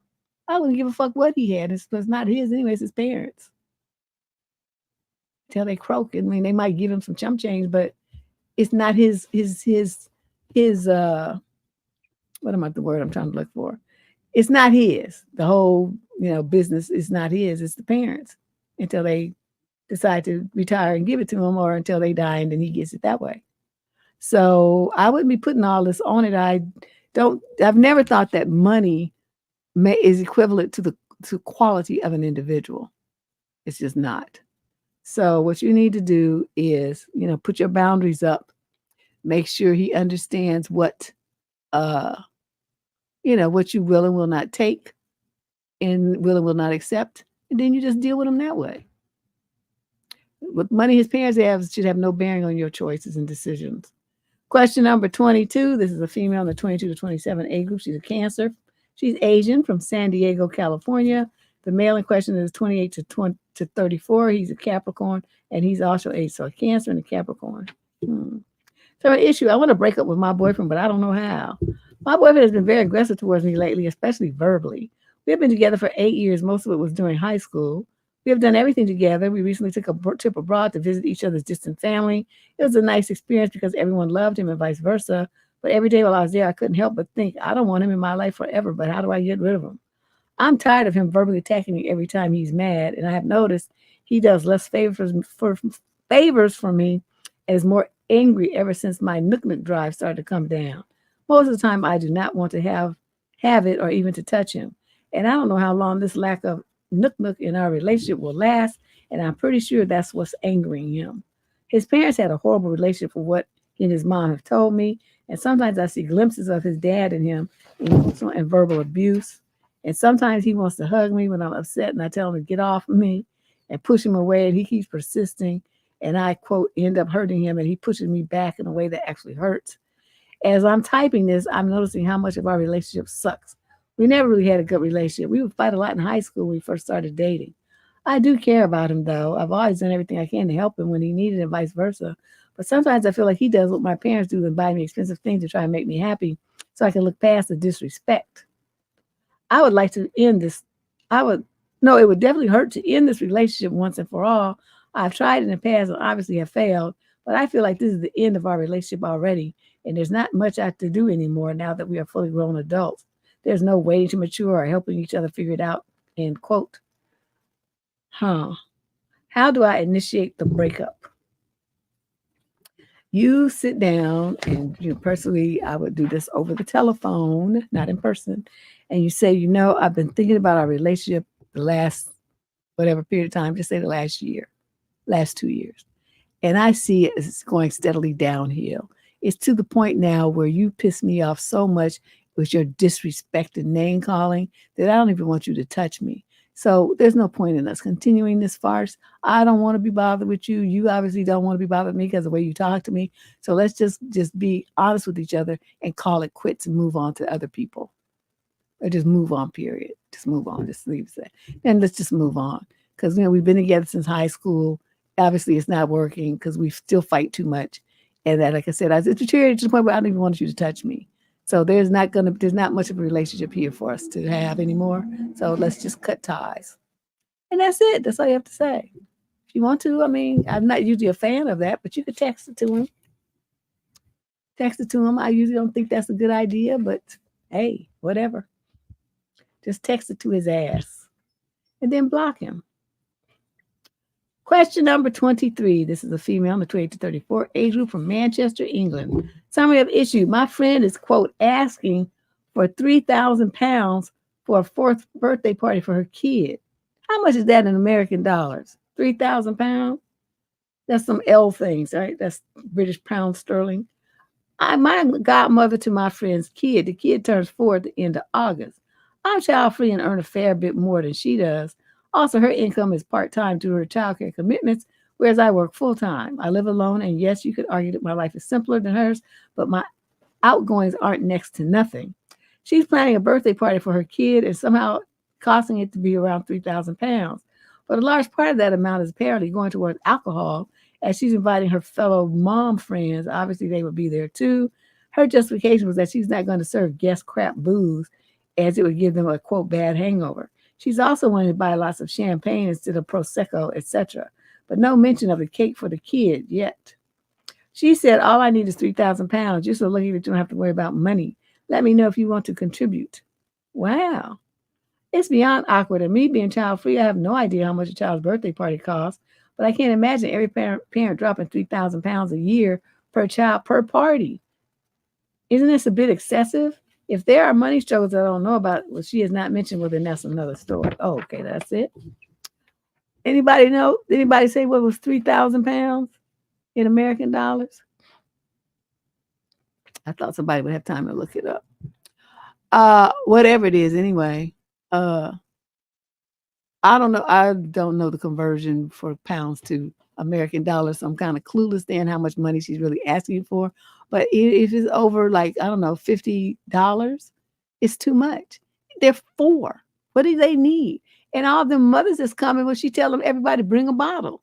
Bring a bottle of what you want to eat. What do you want to drink? That's the way around that. They can still get ripped, but they don't really need to be ripped when they're supposed to be supervising small children, though. You need to point that out to her. Okay, these people are gonna be driving, and unless you having a sleepover, and then who's gonna be supervising kids while you guys sitting up there being drunk? You need to ask her those questions and say, "No, I'm not giving you 3,000.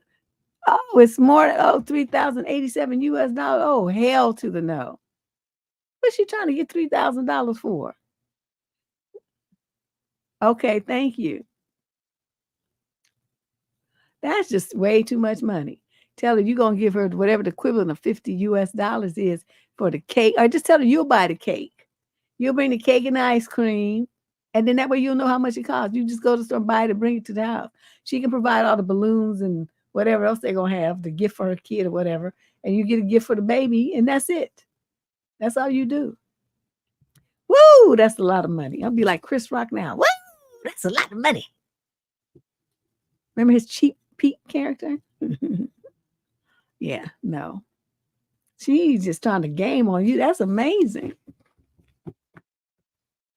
Yeah, that's way too much money. I'm trying to think how much. Oh, I took her. We went to Chuck E. Cheese, and I bought bought all the tickets and everything, and it still was. I don't remember how much it was, but I included a bunch of pizzas because the parents had to come too. So feeding everybody and stuff. It was about I don't know 6 or 7 little kids from her preschool, and then one of their parents for each kid. And so the adults sit at one table, the kids sat at the other table, and we went back and forth watching them. And they had their little pizza and their little drink and whatnot, and they was happy. And they played them the little balls and whatnot. And that was not that. I probably spent $100 and something on it. That nasty ass Chuck E. Cheese pizza. Oh, good Lord, that pizza's nasty. But the kids liked it. They had fun. My daughter didn't like them animatronic things though. When they start, doing that little dance stuff, she ran to mommy. She didn't like that at all. But she liked everything else. Question number 24. Female 50 to 56. She's white from Calgary, Canada. Summary issue. And then these words came out of his mouth. ... So I met this guy 2 months ago. In the first couple of weeks, we spent a ton of time together. Then reality came calling, and since then I've seen him probably 3 times most weeks. I'm 52, and I was telling him he's 50 that this is a crazy time for me to be getting into a relationship because there's been a lot of stuff in my own life that needs attention. I'm overwhelmed, but whatever. I really like him, and he has these reasons to know it. He needs reassurances pretty regularly, though, that I happily give them. His seemingly nonsensical response was, "Do we really have to define it? Let's just go with the flow." Is this something other women hear from men they date, or is it just me? I've been single for 10 years, pretty consistently putting myself out there, and I swear to God, every fucking one of them has said this. And I have never tried to push a man into something more serious or structured. I'm actually quite terrified of being in a real relationship, and usually have to push myself to be more engaged and open with them. It never makes sense in that it doesn't match my energy. It's more like they think just because you had nook with them that they're going to have to tamp down your seemingly inherent desire and unrequited love. It's so fucking offensive. And in the past, it always has just ended things for me. I mean, how are you supposed to relate to someone who basically says, "You're just obviously falling hard for me and I need to let you down easy"? Huh. So I'm skipping all this other stuff because she's just going into her feelings. So my 2 questions are, number 1, do all women hear this from just about every guy they date? I don't know, but it does come across the column a lot. Am I inspiring this somehow? I doubt it. And number 2, have I always been interpreting this wrong all along? Maybe it was always just defensive and my interpretation was totally off. No, they just being stupid. What you're supposed to do, they try to act like, just like you said, you sleep with them and then they start thinking, that you want a commitment. What he was supposed to say is, I never asked you for a commitment because, for quiet as kept, your dick was not that good that I would want to be committed to it. That's how you shut that shit down.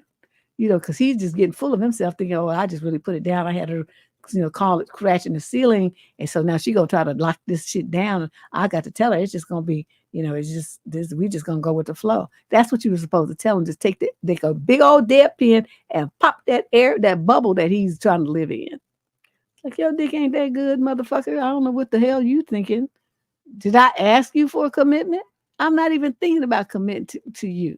You too old anyway. You 50. I try to date dudes no older than 45. I would have to say some crazy shit to just fuck him up, just because I can, because I want to, because I like that, and just deflate his ego a little bit, because he just too fun. And all these dudes that's saying that kind of stuff. I mean, everybody knows you're gonna go with the flow. You go with the flow until you decide not to, and you want to just be with that person or whoever you want to be with. That's like you don't need to say that.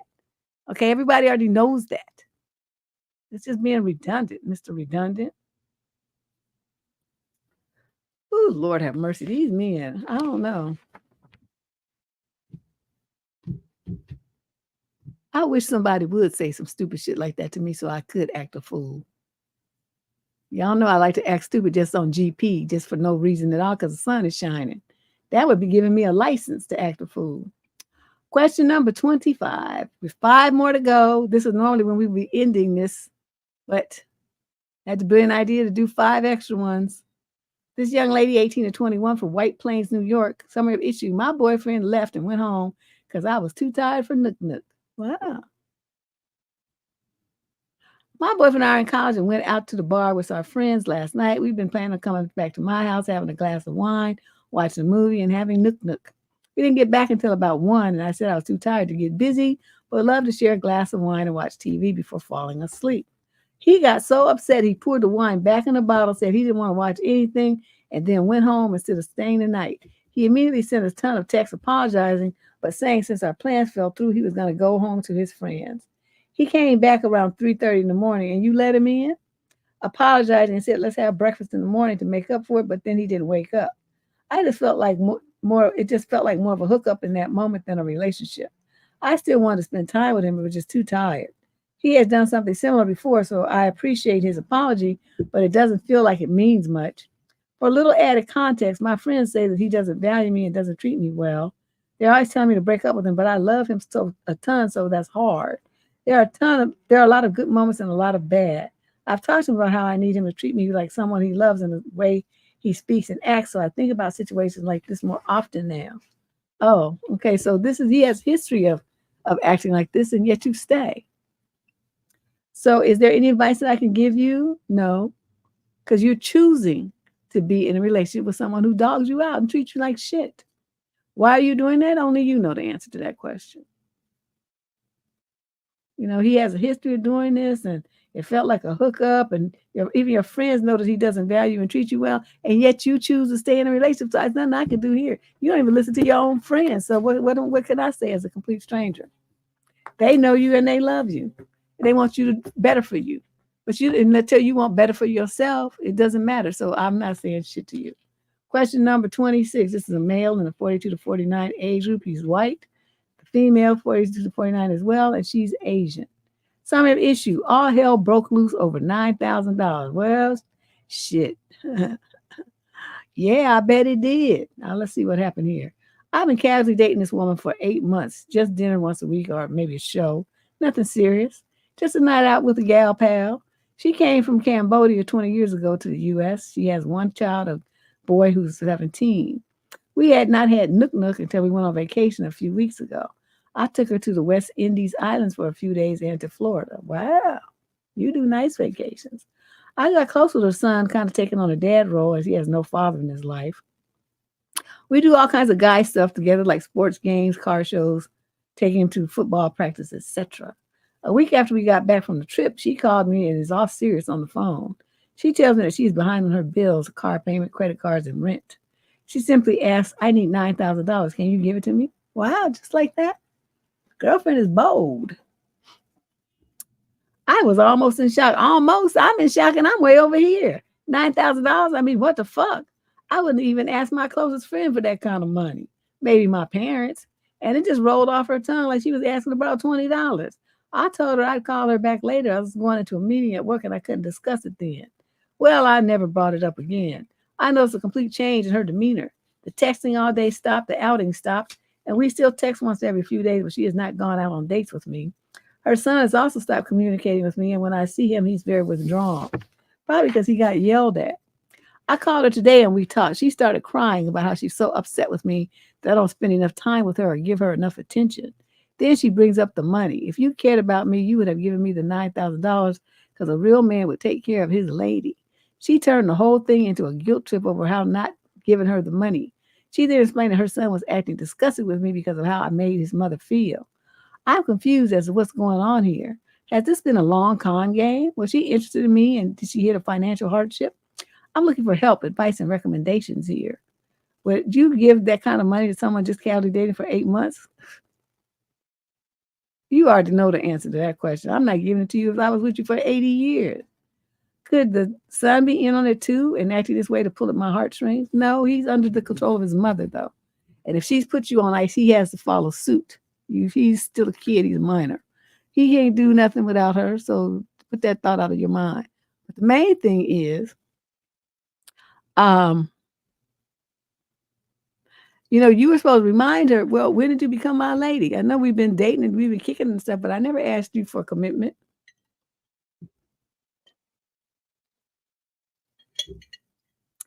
I never implied that we were a couple.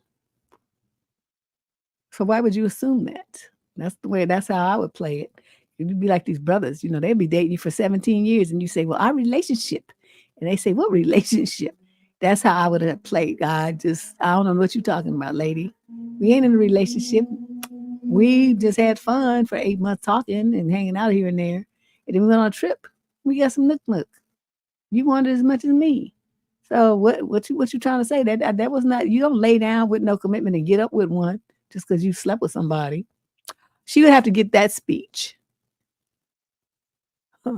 That's the speech she would got out of me. And so dude, your best bet is to cut your losses unless you plan to do it, have her send it down to your attorney's office to sign a promissory note or something and get, all legal and notarized and all that kind of stuff. Then you give around $10,000 and then tell her to set her up on payment schedule to pay it back. What is you going to take from her if she don't pay it back? You got to think about that too. She got a vehicle, put a lien on her house. What you going to do if she don't give you your $10,000 back? Those are the things that you need to think about if you feel like this relationship is worth saving. You have to do things, handle your business in a business-like way. Because, you talking about, she said, give me $9,000. So that means she wasn't planning on paying it back. So you would have to set things up. Like I'll go down and see my attorney. He'll set everything up. He'll give you a check for $10,000, but you're going to sign a promissory note and, and whatever collateral that you have, like get the pink slip to your car, something like that. Yeah, she thought her exactly. She thought that kitty cat was worth $9,000. Hey, bitch, it's the same thing like them dudes. Yeah, it ain't that good that you gonna be getting that kind of money out of me. I might give you $100. That's it. Yeah, but that's what's going on with the little boy. His mother's mad at you, so he has to be mad at you too. That'd be like if somebody did some shit to me and I'm ranting and raving and cussing about it, and my daughter goes to be friends with them behind. Oh no, we're not doing that. You on my team, and that's the way it is. So that's what's going on there. Question number 27. This is a female in the 35 to 41 age group. She's Black from London. Sorry, issue. I need some parenting and relationship advice. I'm unsure how to begin, but wondering if some unbiased advice may help me. Deb, I have a 12-year-old son and I have been with my current partner for 5 years. Recently, I've discovered that he has been misusing pain medication after being prescribed them for an injury. He promised he would get help for this, and I want to stand by him. However, I've notified his mood change. She means noticed his mood change over the past year. We recently went on vacation, and my son mentioned that his stepdad was, quote, moody. Am I being a bad mother for staying with my partner when my son is now noticing his moods? It seemed like an effort for him to be there. There have been other times where he has not been taking his medication, etc., and still appeared to be in a mood, but says he's really happy, loves us more than anything, etc., and couldn't live without us daily, so I don't think he's unhappy in the relationship. But at times I feel he gets really easily annoyed at my son, and it gets my back up. I don't know if this will get better, and I'm worried that whilst I wait to find out, it's harming my son, so I don't want him to feel uncomfortable ever. Sorry for the ramble. It's hard to explain your life in a short couple of paragraphs, but any advice would be appreciated. Thank you, Candace, for choosing my letter. I'm going to say this. This would be my approach. I mean, do you guys live together? You didn't make that clear, or did she? Yeah, we've been together for 5 years. Yeah, no. He's misusing. Okay. So my approach would be to this. I would sit down I would tell him, we need to split up. and you need to get some treatment for your dependency problems. Let me tell you why this is going to happen. This is going to happen because you, my child, who's a minor, is being affected by the shit that you're doing, and I'm not having it. You yelling at him, you mistreating him. Motherfucker, don't you know that I will kill you? I'm not playing about my kid. So you get your shit and you get the fuck out and go get yourself some treatment. Don't come back here until you've been clean and sober for at least 6 months. Then we can talk. But one thing I'm not going to have is my child being upset or negatively impacted by the shit that you do. That ain't part of this party. So you figure that shit out while you on your way out the door. I don't care about the love and you not being able to live and stuff. You should have thought of all of that before you start talking crazy and treating my son stupid. That's what you should have done. And I would be so serious too. You think it's withdrawal? Well, but she said even when he's taking the medicine, he acts stupid. When he's not taking the medicine, he acts stupid. So I can't really say that this withdrawal because it seems like his behavior is the same either way. And she specifically said that. So it's the same regardless. So I can't necessarily agree with you, Mo. That might have part of it. But then how's that apply when he's, when he's up? He's still the same way. Question number 27. Oh, I'm sorry. That's the one I just read. 28, female, 57 to 65 from Vancouver, British Columbia, Canada. Summary issue, men and Nook Nook. I read a piece in the Irish Times. I won't provide you with a link because it's subscriber only. I'm not going to click it anyway. The gist of it was that the woman has spent years having regular Nook Nook with her husband because he wanted it to, quote, keep the peace, etc. Not because she particularly wanted it, although she wasn't saying it wasn't consented to. She didn't dislike it, but she didn't feel violated. Just pointed out that many times she just went along with it without particularly wanting it. She called it consensual but unwanted Nook Nook. Oh, yeah, a lot of women talk about that. I know this will, of course, resonate with millions of women, but my point is not exactly the same one as linked. I'm in my 60s. I've been married for many years. I started to wonder whether all men are as absolutely basic about Nook Nook as my husband is. Essentially, if we have had Nook Nook in the past few days, he's a lovely man, calls me endearments, is kind and friendly, etc. If a week or more goes by without Nook Nook, he starts to become more and more silent, gets short with me, and if it goes on a bit longer, he becomes outright rude, such as just ignoring me when I talk to him or being slightly disrespectful in front of other people. Have Nook Nook again, and he's all sweetness and light. I don't dislike Nook Nook at all, although most people I don't always feel like it. And many women I often go along with it as long as I don't feel actively averse in the moment. But Deb, it's not the going along with the Nook Nook per se that's bothered me the most. It is the complete simplistic obviousness of his behavior, which makes me feel increasingly annoyed with him. Sex equals nice man, no sex equals rude man. Such a black and white situation. It seems so unstable, unnuanced, just really stupid to be honest. And he is not a stupid man. Is it all men or just him? In my experience, it's all men. It's all men. If you guys have a different take on it, you've been in a long-term relationship, and you notice that if they go for, you know when a man's cycle is. For some men, some of the guys, it's 3 days. They start acting stupid after 3 days, I've noticed. Others, it could be a week. Others might be 2 weeks because he's so busy doing whatever else. But, that's like a thing you have to notice about your dude. What is his cycle? Call it his sex cycle. How many days can he go without it before he starts acting stupid? They're not even aware of the fact that they acting stupid, but you notice it. So what's your dude's cycle? And so for your husband, you said it's about a week, and then he starts acting stupid. So his cycle's probably 6 days. Because on the 7th day, he starts acting stupid. So about 6 days. Now, what would you do about that as a woman? If you don't mind and you enjoy it, whether you really want it or not, you still enjoy it. You know what his cycle is. Just make sure that every 6 days you put it on him. For those with the men with a 3-day, cycle, every 3 days you put it on him. What does that do? That keeps him at an even keel. That keeps the house peaceful. And like I said, it has to be something that you enjoy, whether you really wanted it in that second or not. and that you enjoy. If you don't enjoy it, then just let him suffer. I don't, just be whatever, just do whatever. But that's something that I've noticed about men. They all have a cycle. And I would dare to say that it's every man, since you asked. Question number 29. This is a female in the 20 to 34 age group. She's Black and Aquarius from St. Paul, Minnesota. Her partner is a male, 28 to 34 as well. He's a Scorpio. Some issue. We planned our pregnancy, but now I want to terminate because I realized that my boyfriend might be abusive. How do I tell my boyfriend? Why would you tell him that? I've been depressed for about 6 months, dealing with a lot of stuff. My boyfriend and I have had a ton of issues in our relationship. Over the past few months, I feel like his controlling behaviors have ramped up and I feel very isolated.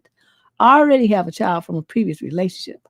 I thought I wanted another baby, but a few weeks ago, him and I got into a fight that ended up getting physical, and it really freaked me out. I found out I'm pregnant. Since then, I'm having a major what the fuck moment of realizing I don't think I want to be tied to him forever, but simultaneously feeling guilty because this was technically planned. Well, see, my thing is it can't be planned if we're not husband and wife. It's still going to be a fucked up accident whether you wanted to have an accident or not. It's not planned pregnancy because you ain't married. So what you do, since you're not married, you don't have to tell him shit. You just go and get a termination and that's it. Go to somebody else. They'll tell I'm taking the kid for a couple of days to stay with my mom or something like that so that you're not there.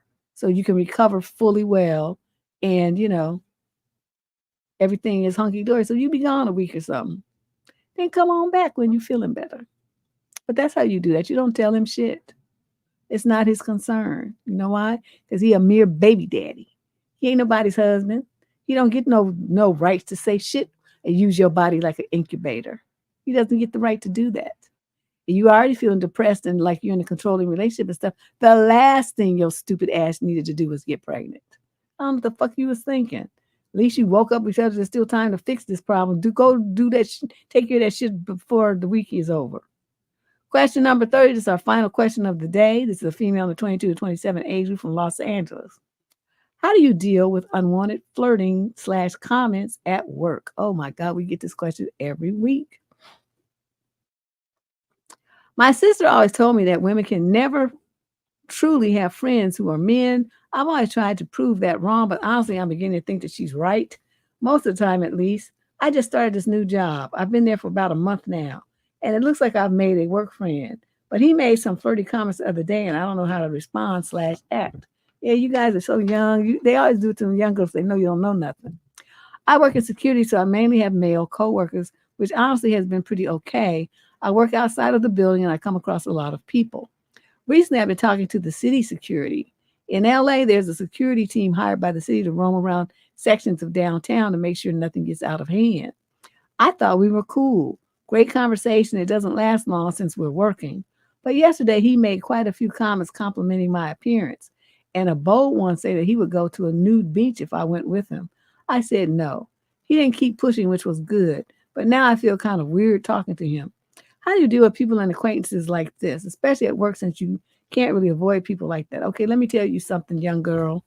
When they start with this bullshit, because they always do, those are feelers. He's trying to see how much confidence and self-esteem you have and how scary you are and how stupid you are all in one. Are you going to bite? Are you going to think it's a compliment? Are you going to sit there and preen and say, oh, well, thank you? Or are you going to say, look, shut that shit down? See, that's what they're looking for, to see if you recognize what's going on and how you handle it. But see, you didn't say nothing. So it makes it look like you don't know what's going on. It makes you look stupid. And so what you have to do in the future, okay, and should this happen with this particular dude or any other guy or any other job you have, when they start talking about anything about your appearance, say, do not talk about my appearance. We're here to be professionals. And what I look like or what I'm wearing and stuff is not your business, and it's inappropriate for you to talk about it because it's dangerously close to being sexual harassment. Okay, that's the word, just the term you need to drop on them. Sexual harassment, because that's what it is. Any unwanted kind of attention and stuff about your appearance, touching your body or your pictures, images, any of that kind of stuff falls under the realm of sexual harassment. So you just tell them it's dangerously close to sexual harassment. Now, then this thing where he talking about going to a nude beach, that is sexual harassment. So what I want you to do is go to the HR people, and I want you to report that. Say, you know, the other day he kept talking about my appearance, and then that segued into him telling me that he would go to a nude beach with me if I wanted him to. I told him no, but I'm not, you know, I handled it, but I want you to understand what's going on here and what he's doing and how inappropriate it is. That's what you need to do. Okay. This is the kind of thing too many young girls, you know, y'all put up with this shit. And then, of course, since you don't say nothing, you don't do nothing, and there's no repercussions for their behavior, they up the ante. So pretty soon they like, you know, cornering you and touching on you and whispering shit in your ear and calling you and texting you and stuff. Like they just keep going up and up and up. So you have to shut it down. So like I said, as soon as they start with the inappropriateness, you say, no, don't talk to me like that. That kind of conversation is in the realm of sexual harassment. Do you want to keep your job? If you do, I suggest you wrap that shit up and don't ever talk to me like that again. Okay. And then, but like I said, this beach one, that took it to a whole new level. That's the one you go and report to HR. That's what you do. Okay. He's on some bullshit. It never fucking fails. So they always go for the young girls because they always think that you guys don't know what to do. Luckily, you had enough sense to write me. So keep what I said in mind for the future because you're only 22, whatever. It's going. This is the beginning of the bullshit. As many years as you work, you're going to keep running into men like this. They're not always going to be your peers. Sometimes it might be your managers. Sometimes it might be clients, you know, customers of the business that you work for. In any case, it's going to always be some men that's older than you that think because you're young that you're stupid and they're going to be coming at you like all kind of sideways with some bullshit. Yeah.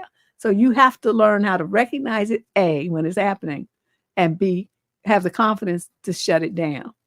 And always throw that term out there, sexual harassment, because they know that puts the fear of Jesus into them because they know that that's like criminal and that's going to be, you're going to lose your job. You keep fucking around. Okay. And then it's hard to get another one because they got to call the old job for a reference. And they'll be like, well, did they get terminated for cause or for cause?